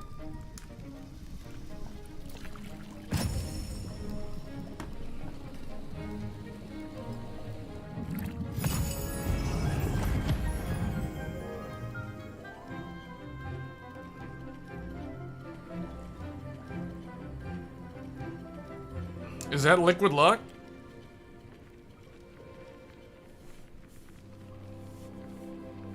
I want liquid luck.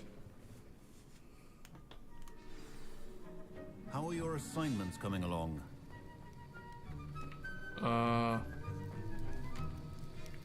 completed your assignments, Professor. Good. You should be ready to learn Depulso. Let's see what you can do. Okay, here we go. Concentrate. Do not let your mind wander. Depulso. That was the one that Professor Fig used in the tutorial, or I guess the first part of the If you'd like game. to practice, and I think you should, perhaps best not to go flinging your classmates about the halls. I suggest having a go at the enchanted books here. Wait, why am I... Revelio. Levioso. Accio. Hmm. Oh, the Banishing Charm Depulso. Depulso. Well done. I'm glad to see that you seem staunchly determined to master your spellcasting. Oh, okay. This is like a force push. This is like a force push. Like a Jedi now. Wow, okay. Still at it, I see. Well, repetition can be an excellent teacher. That's cool.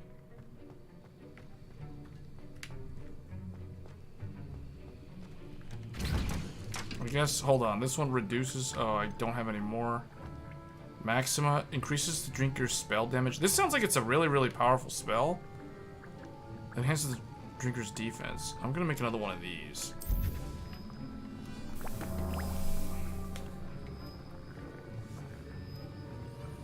This is like the speedrunner special. Because with speedrunners, it's all about the DPS.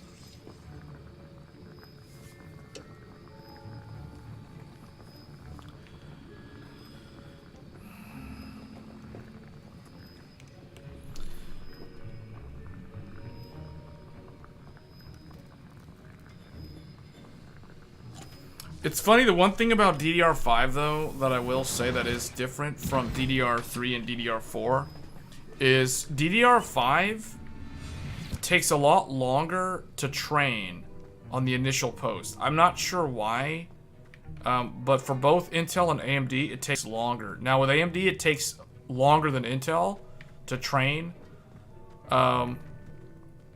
If you're on like a really, really old BIOS, it takes a really long time to train. But that's one of the weird things with like changing the memory, going from DDR4 to DDR5.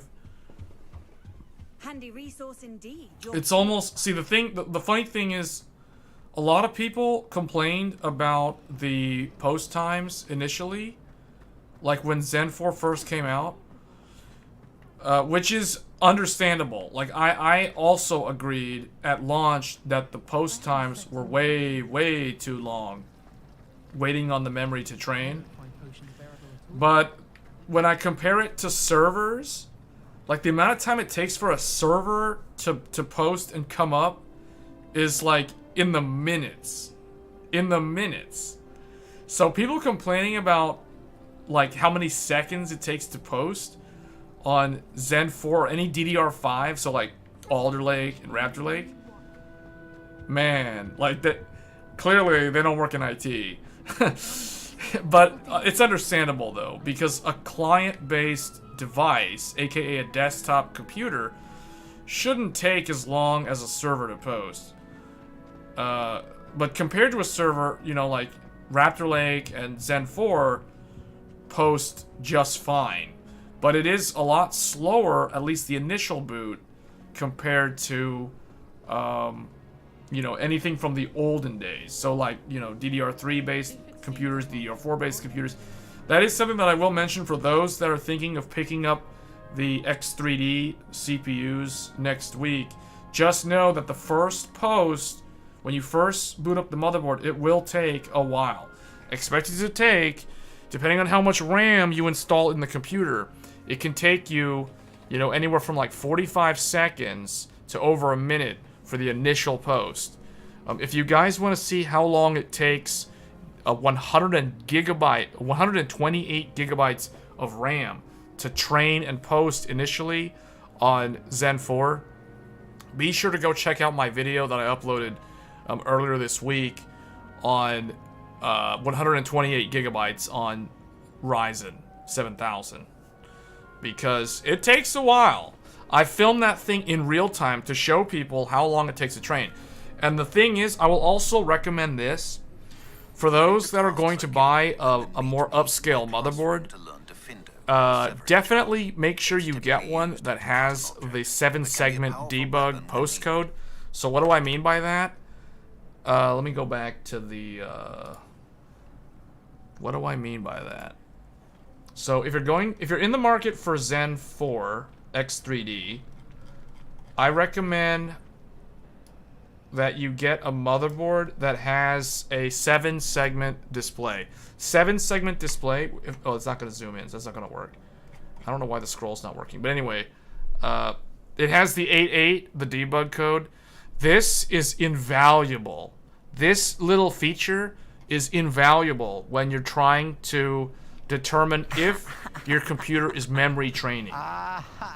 The Darknet. Oh, the Darknet just subscribed. We got the Darknet now. Thanks for the sub. The Dark Knight has joined. Did I say the Dark Knight? The Darknet has joined. But yeah, like this little 7-segment display here that requires you to spend like $350 or more on a motherboard now, which is kind of ridiculous. It is invaluable when you're trying to figure out, are you in memory training, or is the system hung on initialization and you need to reset, or do you need to clear the CMOS? This little feature is so useful. When I got my second Zen 4 computer, which uses the Aorus Elite, this is a much cheaper motherboard. This motherboard was like $260 or $250 at Micro Center. When bundling it with the CPU, you get additional $20 off. So I think I paid like $260 for this. This doesn't have the postcode debug display. So what it does have, it has 4 little LEDs that light up red. There's one for CPU, one for DRAM, one for VGA, which is the graphics card, and then there's one more for, I think, BIOS or something. So if you don't have a motherboard that has the 7-segment display and you want to see if you're in memory training, you're going to have to check the tiny little LED on the motherboard that lights up under DRAM or MEM. Depending on your motherboard, it'll say either MEM, MEM, or it'll say DRAM or DDR or something, right? That indicates that it's memory. That will tell you that it's memory training. Otherwise, you have no idea what's going on, and it can be nerve-wracking when you put the computer together for the first time. You go to turn it on, and it's taking a while to post, and you're not understanding what's going on.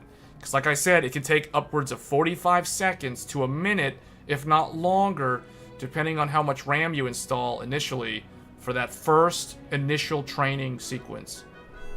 I'm trying to remember like how long it took for the 13900K to train. It took a while on Intel as well. I was surprised. But it didn't take as long as Ryzen for the very first post. But then after it trains, if you go to power down the computer and you turn it back on, it should remember the training.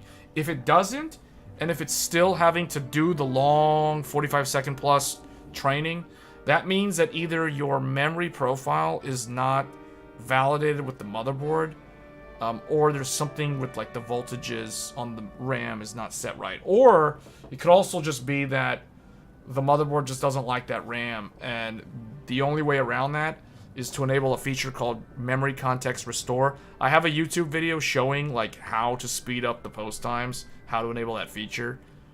So that it is something that I do want to point out to anybody who is expecting, or anyone who's going to pick up the 3D Vcache, 3D CPU, X3D CPUs next week.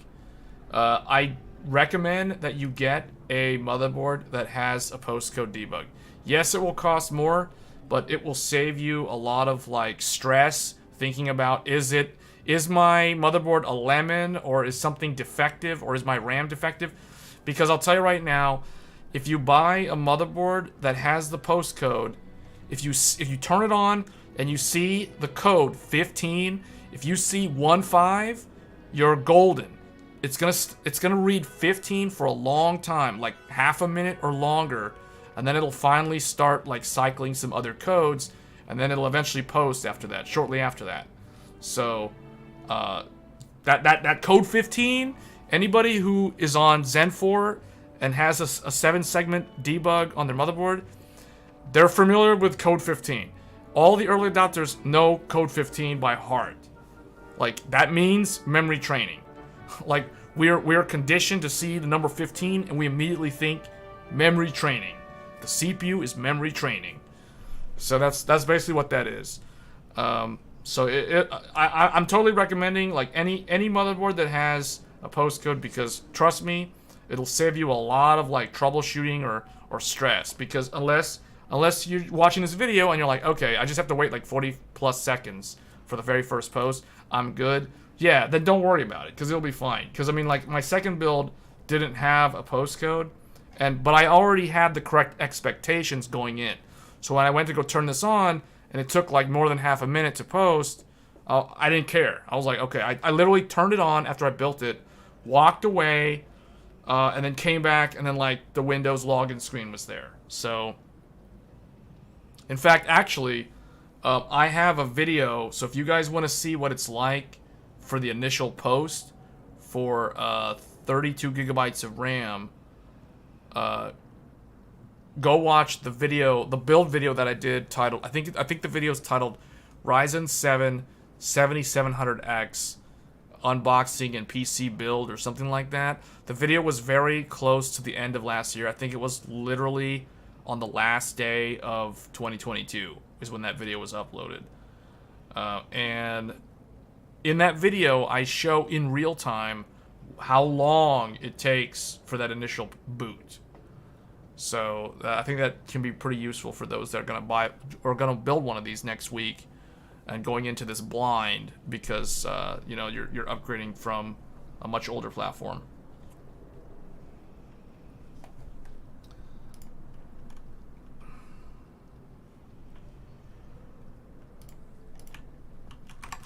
Oh, hold on. What was the?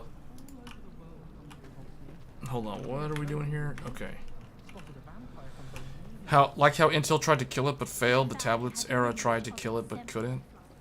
Oh, do you think x86 will keep going forever? For right now, I would say at least for the next like 10 years, I think x86 is gonna stick around. I don't think it's gonna go away. At least not for a while. And the reason why is because the enterprise world requires x86 servers for high performance. ARM isn't really there yet. It's going to take a while. So that's the reason why there's going to be a market for x86 in the data center for a long time, and that's going to ensure that it sticks around. Regardless of what happens in the consumer market, like the laptops and the tablets can go ARM tomorrow, and that is going to hurt like Intel and AMD's bottom line significantly, more so Intel than AMD, but they'll survive. They'll survive if the mobile market goes to ARM within the next decade, leaving just, you know, old school desktops like what enthusiasts use, for example, basically the hardware that we're talking about, or like server and workstation, because I don't see server and workstation going ARM for a fairly long time. I do see it being a threat to Intel in the near immediate future to long term, because a lot of the web scale customers of Intel and AMD, customers like Amazon Web Services in particular, Microsoft Azure, like those guys are probably wanting to go with their own, especially Amazon. They want to go with their own silicon design, and they're going to use ARM-based architectures to achieve that goal. And once they achieve that goal, because you know, like when Amazon, here's the thing, like when Amazon sets, when that company sets their mind, or when they set their mind on a trajectory to achieve an objective or some goal, you can count on them actually succeeding. Because, like, let's think about this. Has Amazon actually failed at anything, like, significant? You know what I'm saying? Like, Amazon wanted to... Do you guys remember when Amazon... when you wanted Prime 2-day shipping, everything was delivered from either UPS, FedEx, or the mailman, like USPS if you're in the US. Like, it used to be like that. But Amazon wanted to circumvent that entire, like, ecosystem of UPS and FedEx and the mailman and go their own route and do their own thing. They started hiring these people with these white labeled vans to go and deliver your stuff. People in their regular cars would start delivering the stuff. So it took a while. It was a huge process for them. They had to get all kinds of government permits and certifications and all this other stuff. But they managed to achieve it, and now it's like, oh look, Amazon doesn't actually need UPS anymore. You know what I'm saying? So it's like Amazon is now targeting servers. It's like, right now, I need Intel and AMD for my servers. But why do I need them when I can just make my own servers, right? Like that's their way of thinking. It's like, why do I need UPS and FedEx when I can just deliver the stuff myself, right? See, so that's the big threat to Intel in the long term, because with a company like Amazon's like, I don't need you, Intel. I don't care about Sapphire Rapids. I'm just gonna make my own CPU, and it's gonna be ARM, and it's gonna use like 1/4 the power. You know, I don't need your nuclear reactor Sapphire Rapids. It's like, I just need my ARM and like scale that thing up to like 300 cores. You know what I'm saying? So it's like, this is the reason why x86 could go the way of the dinosaur in the long term. But in terms of like long term, I'm thinking it'll still be good for like 10 years. So which is good for us, because it means that we'll still have Ryzen and we'll still have Intel Core sticking around for a while, so that people can keep doing their upgrades.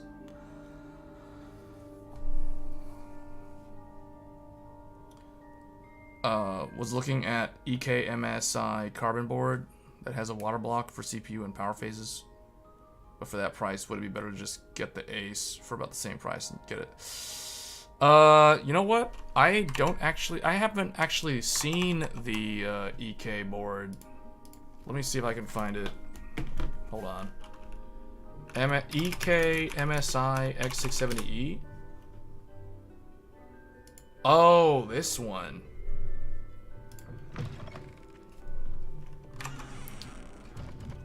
Hold on. This one.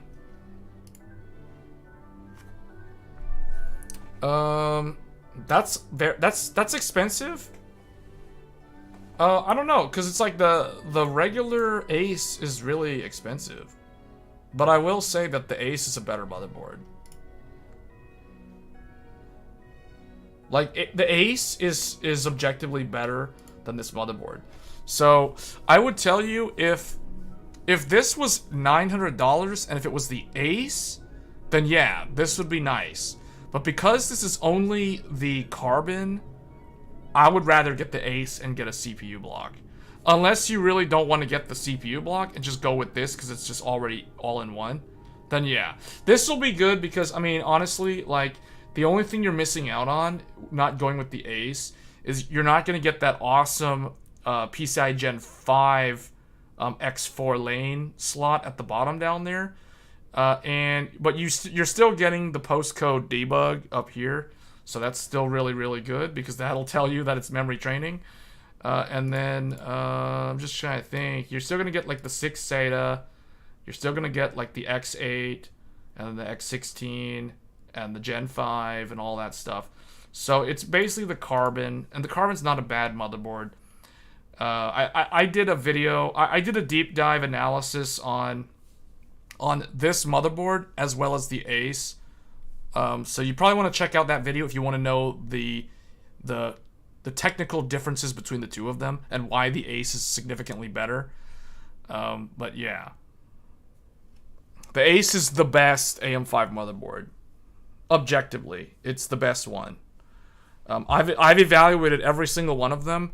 The only one that is on par with the Ace, and some people might argue it's better, would be the Asus Crosshair Extreme. But the Asus Crosshair Extreme is $1,000.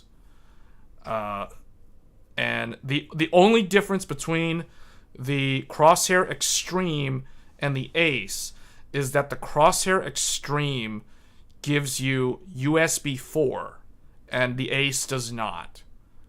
And the other thing, too, that I will mention is that the USB 4 that you get on the Crosshair Extreme is literally Intel Thunderbolt 4, unofficially.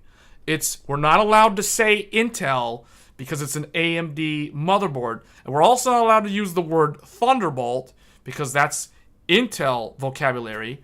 So it's hush hush, you know, like it's down low. It's Thunderbolt 4, but we call it USB 4. But yeah.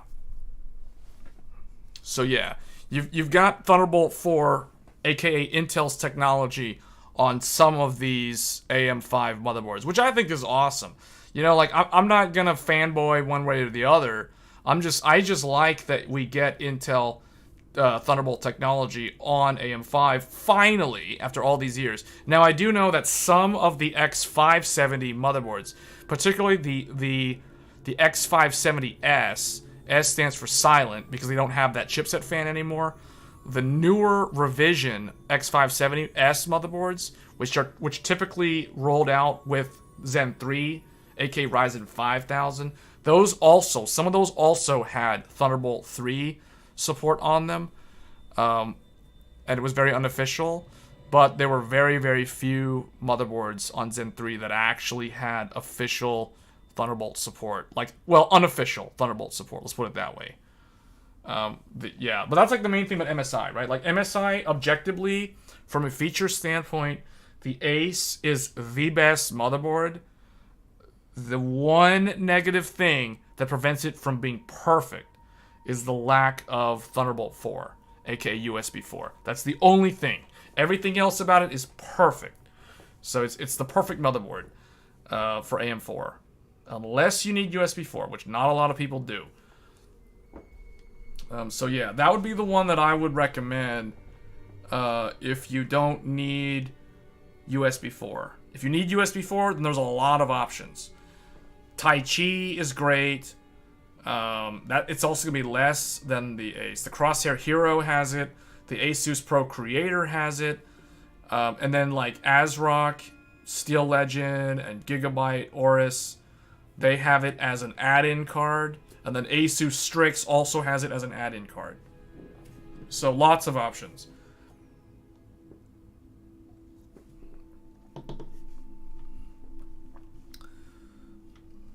But yeah, if I was building like on the budget for X3D, I would recommend Aorus Elite. Unless you really want the postcode. If you want the postcode, then X6 or B650E Aorus Master. This is a good one. It's out of stock because people know it's a good one. This is a really good one. $350 is not really that cheap, but it gives you the postcode debug, and it's fully featured. Has really good VRM cooling. Single chipset because it's not X670, but it's B650E. E means it has the full 24 lanes of Gen 5. So even though it's a B650 board, it still has the full PCIe 5 lanes. So you can run Gen 5 storage with Gen 5 graphics, and you're not compromising. Actually, I think this one they do have an option where you do pull some lanes for more Gen 5 drives, if I'm not mistaken. But this is a good one. There's a lot like ASRock. ASRock actually has a lot of good value ones. I said value. Steel Legend. Oh wow, this one's only 300. Yeah, this would be a good one too. And this is the full X670E. Oh, but it's out of stock again. So yeah, people are starting to buy up these boards in anticipation of those 3D Vcache CPUs. But see, like this one can add Thunderbolt to it. It has the header. So it has everything. The only thing that this one doesn't have is I think one of the SSDs doesn't have a heatsink, but I think that doesn't really matter. You just put a Gen 3 SSD on there and that's it. So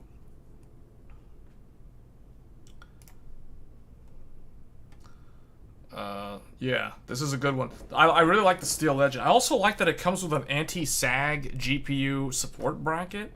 That's really cool. ASRock, I don't know, like if you're searching for best value, objectively, like ASRock is gonna have the most options. But if you just want the best of the best, then this is it. This is it, straight up. Like, this motherboard has perfect spacing for the graphics cards, or the graphics card, I should say. And then it also has Gen 5. Every single one of those PCIe slots is straight up Gen 5. Straight up Gen 5. You got 16 Gen 5 on the top. The middle one is the one you're usually going to leave empty, because that one takes 8 lanes from the top one. So you're going to do X8 on the top, X8 on the second one.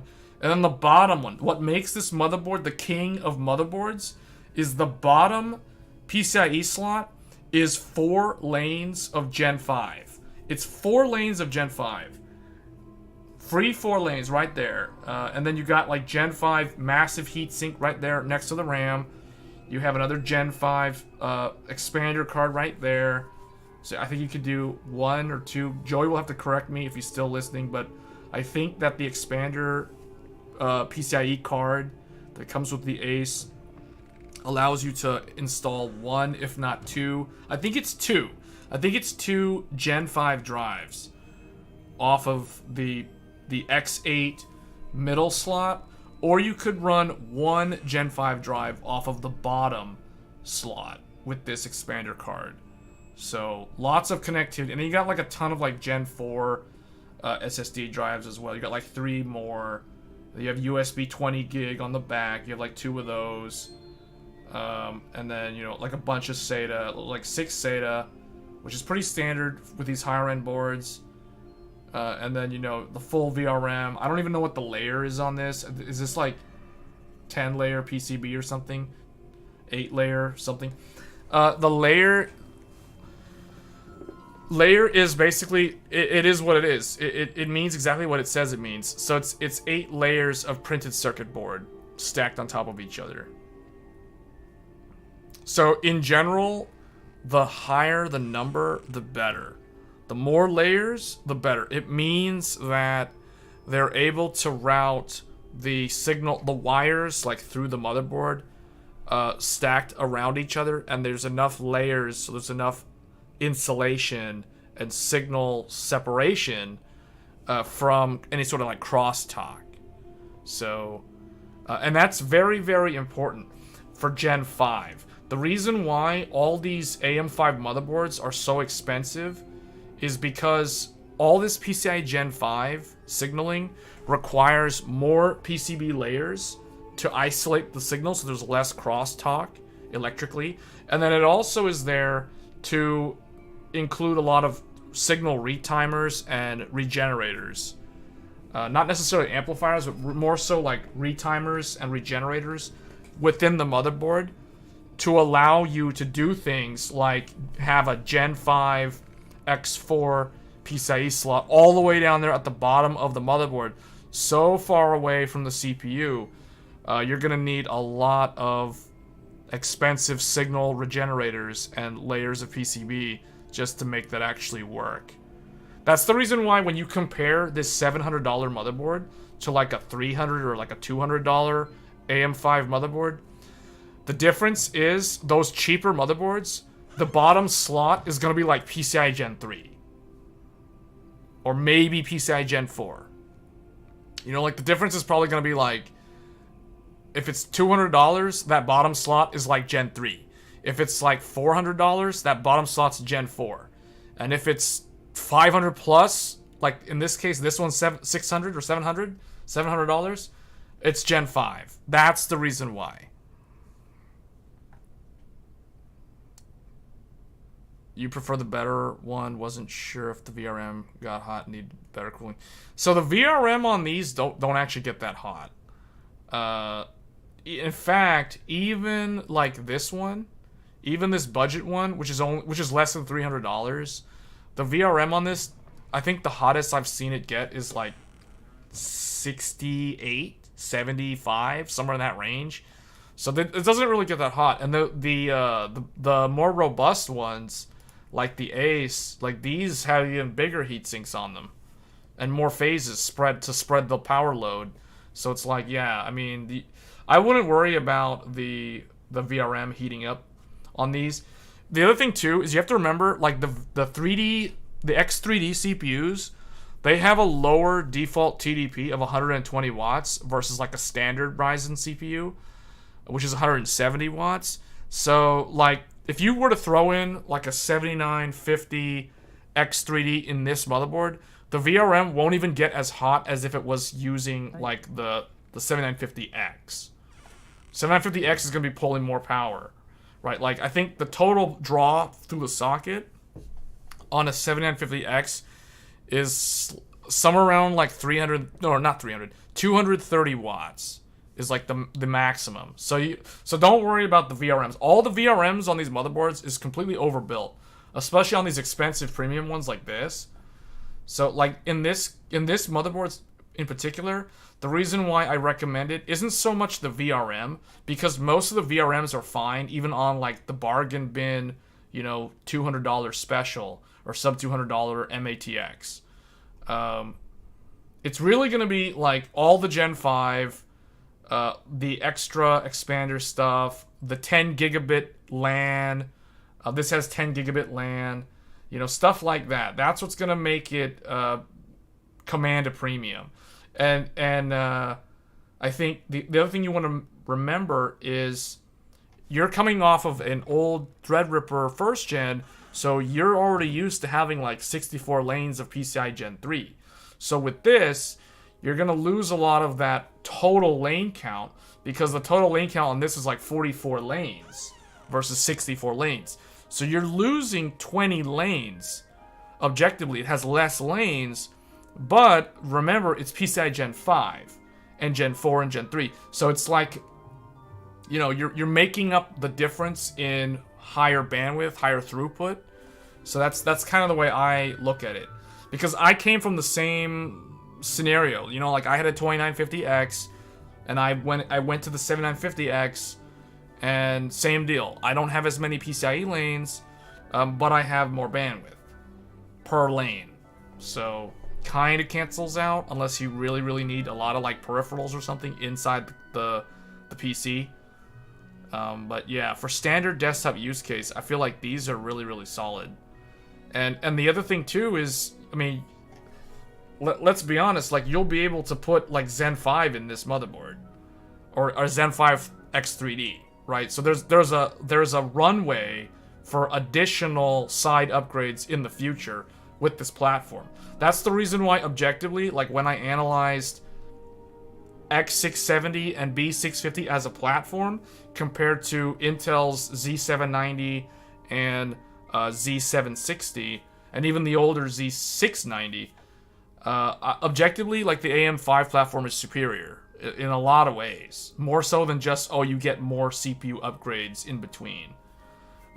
That's a big part of it, but the other thing too is you actually get like the full Gen 5 solution on this platform. If you're on Intel, you don't actually get the full PCI Gen 5 solution.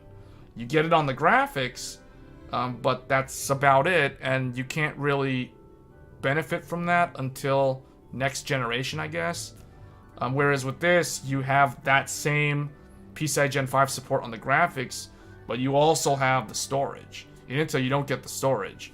So that's the thing. So that's why this objectively is a better platform.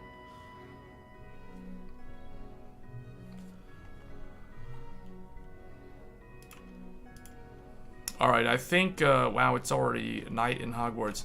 I think what I'll do is we'll probably end the stream here. I'm gonna go ahead and, like, hearth back. I'm gonna apparate back to my room in Ravenclaw. So Ravenclaw common room, we're gonna go to the room.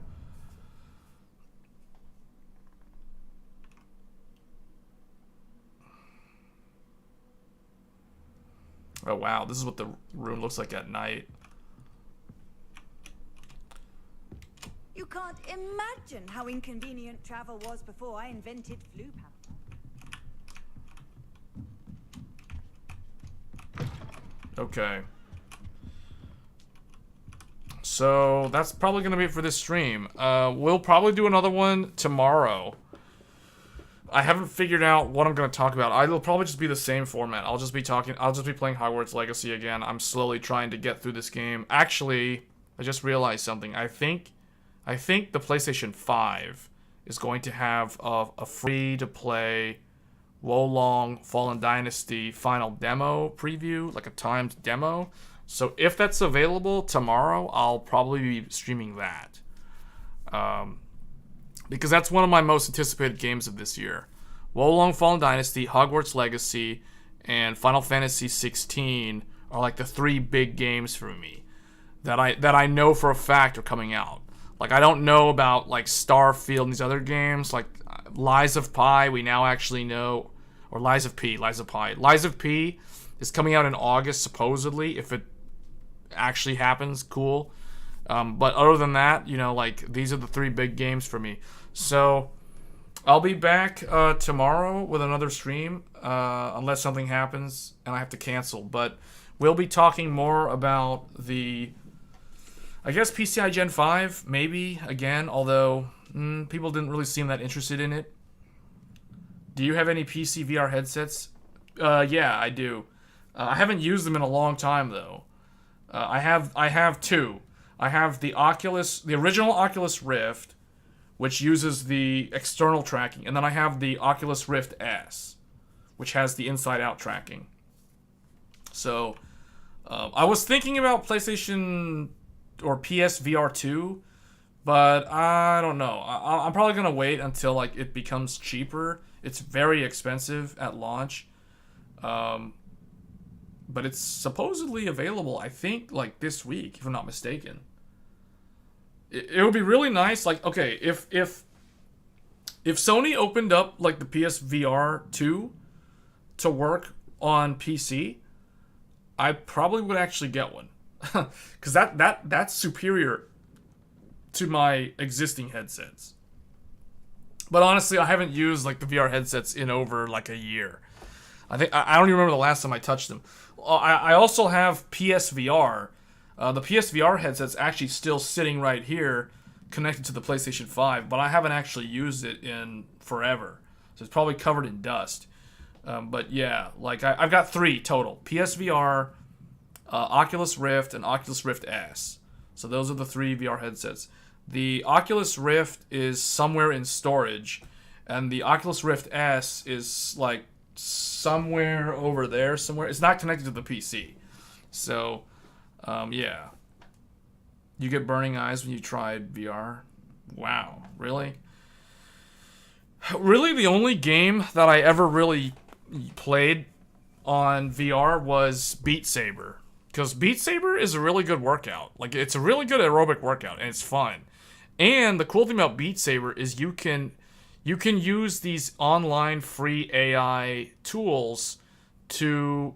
Basically, all you do is you can either upload a song to one of those tools, or you can literally just copy-paste a YouTube video's URL. Typically, it's like a song that someone uploaded to YouTube. You can paste that URL from YouTube to the AI like level editor or level generator for Beat Saber, and it'll literally just make you a Beat Saber level with different difficulty levels for that song. That's typically the only game that I remember actually playing a lot in terms of total hours spent.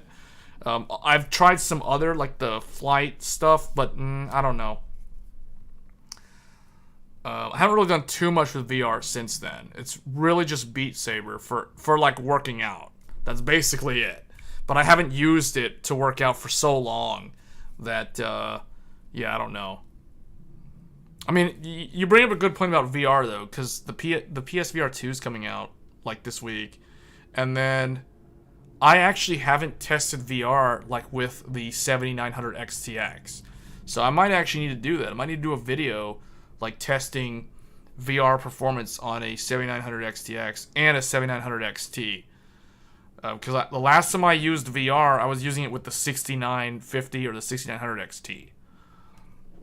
So it's been a while. Or maybe the 3090 Ti. Back when that was the main GPU. For the short amount of time that was actually the main GPU. Because it was bought on clearance, then it was quickly replaced by a 7900 XT and then a 7900 XTX. So anyway, guys, that's probably going to be it for the stream. We'll be back tomorrow with more Hogwarts Legacy again. Trying to finish this game, but moving at a snail's pace, it seems. But it's a good game, so yeah. Anyway, guys, once again, thanks for watching, and I will catch you in the next one. Thanks.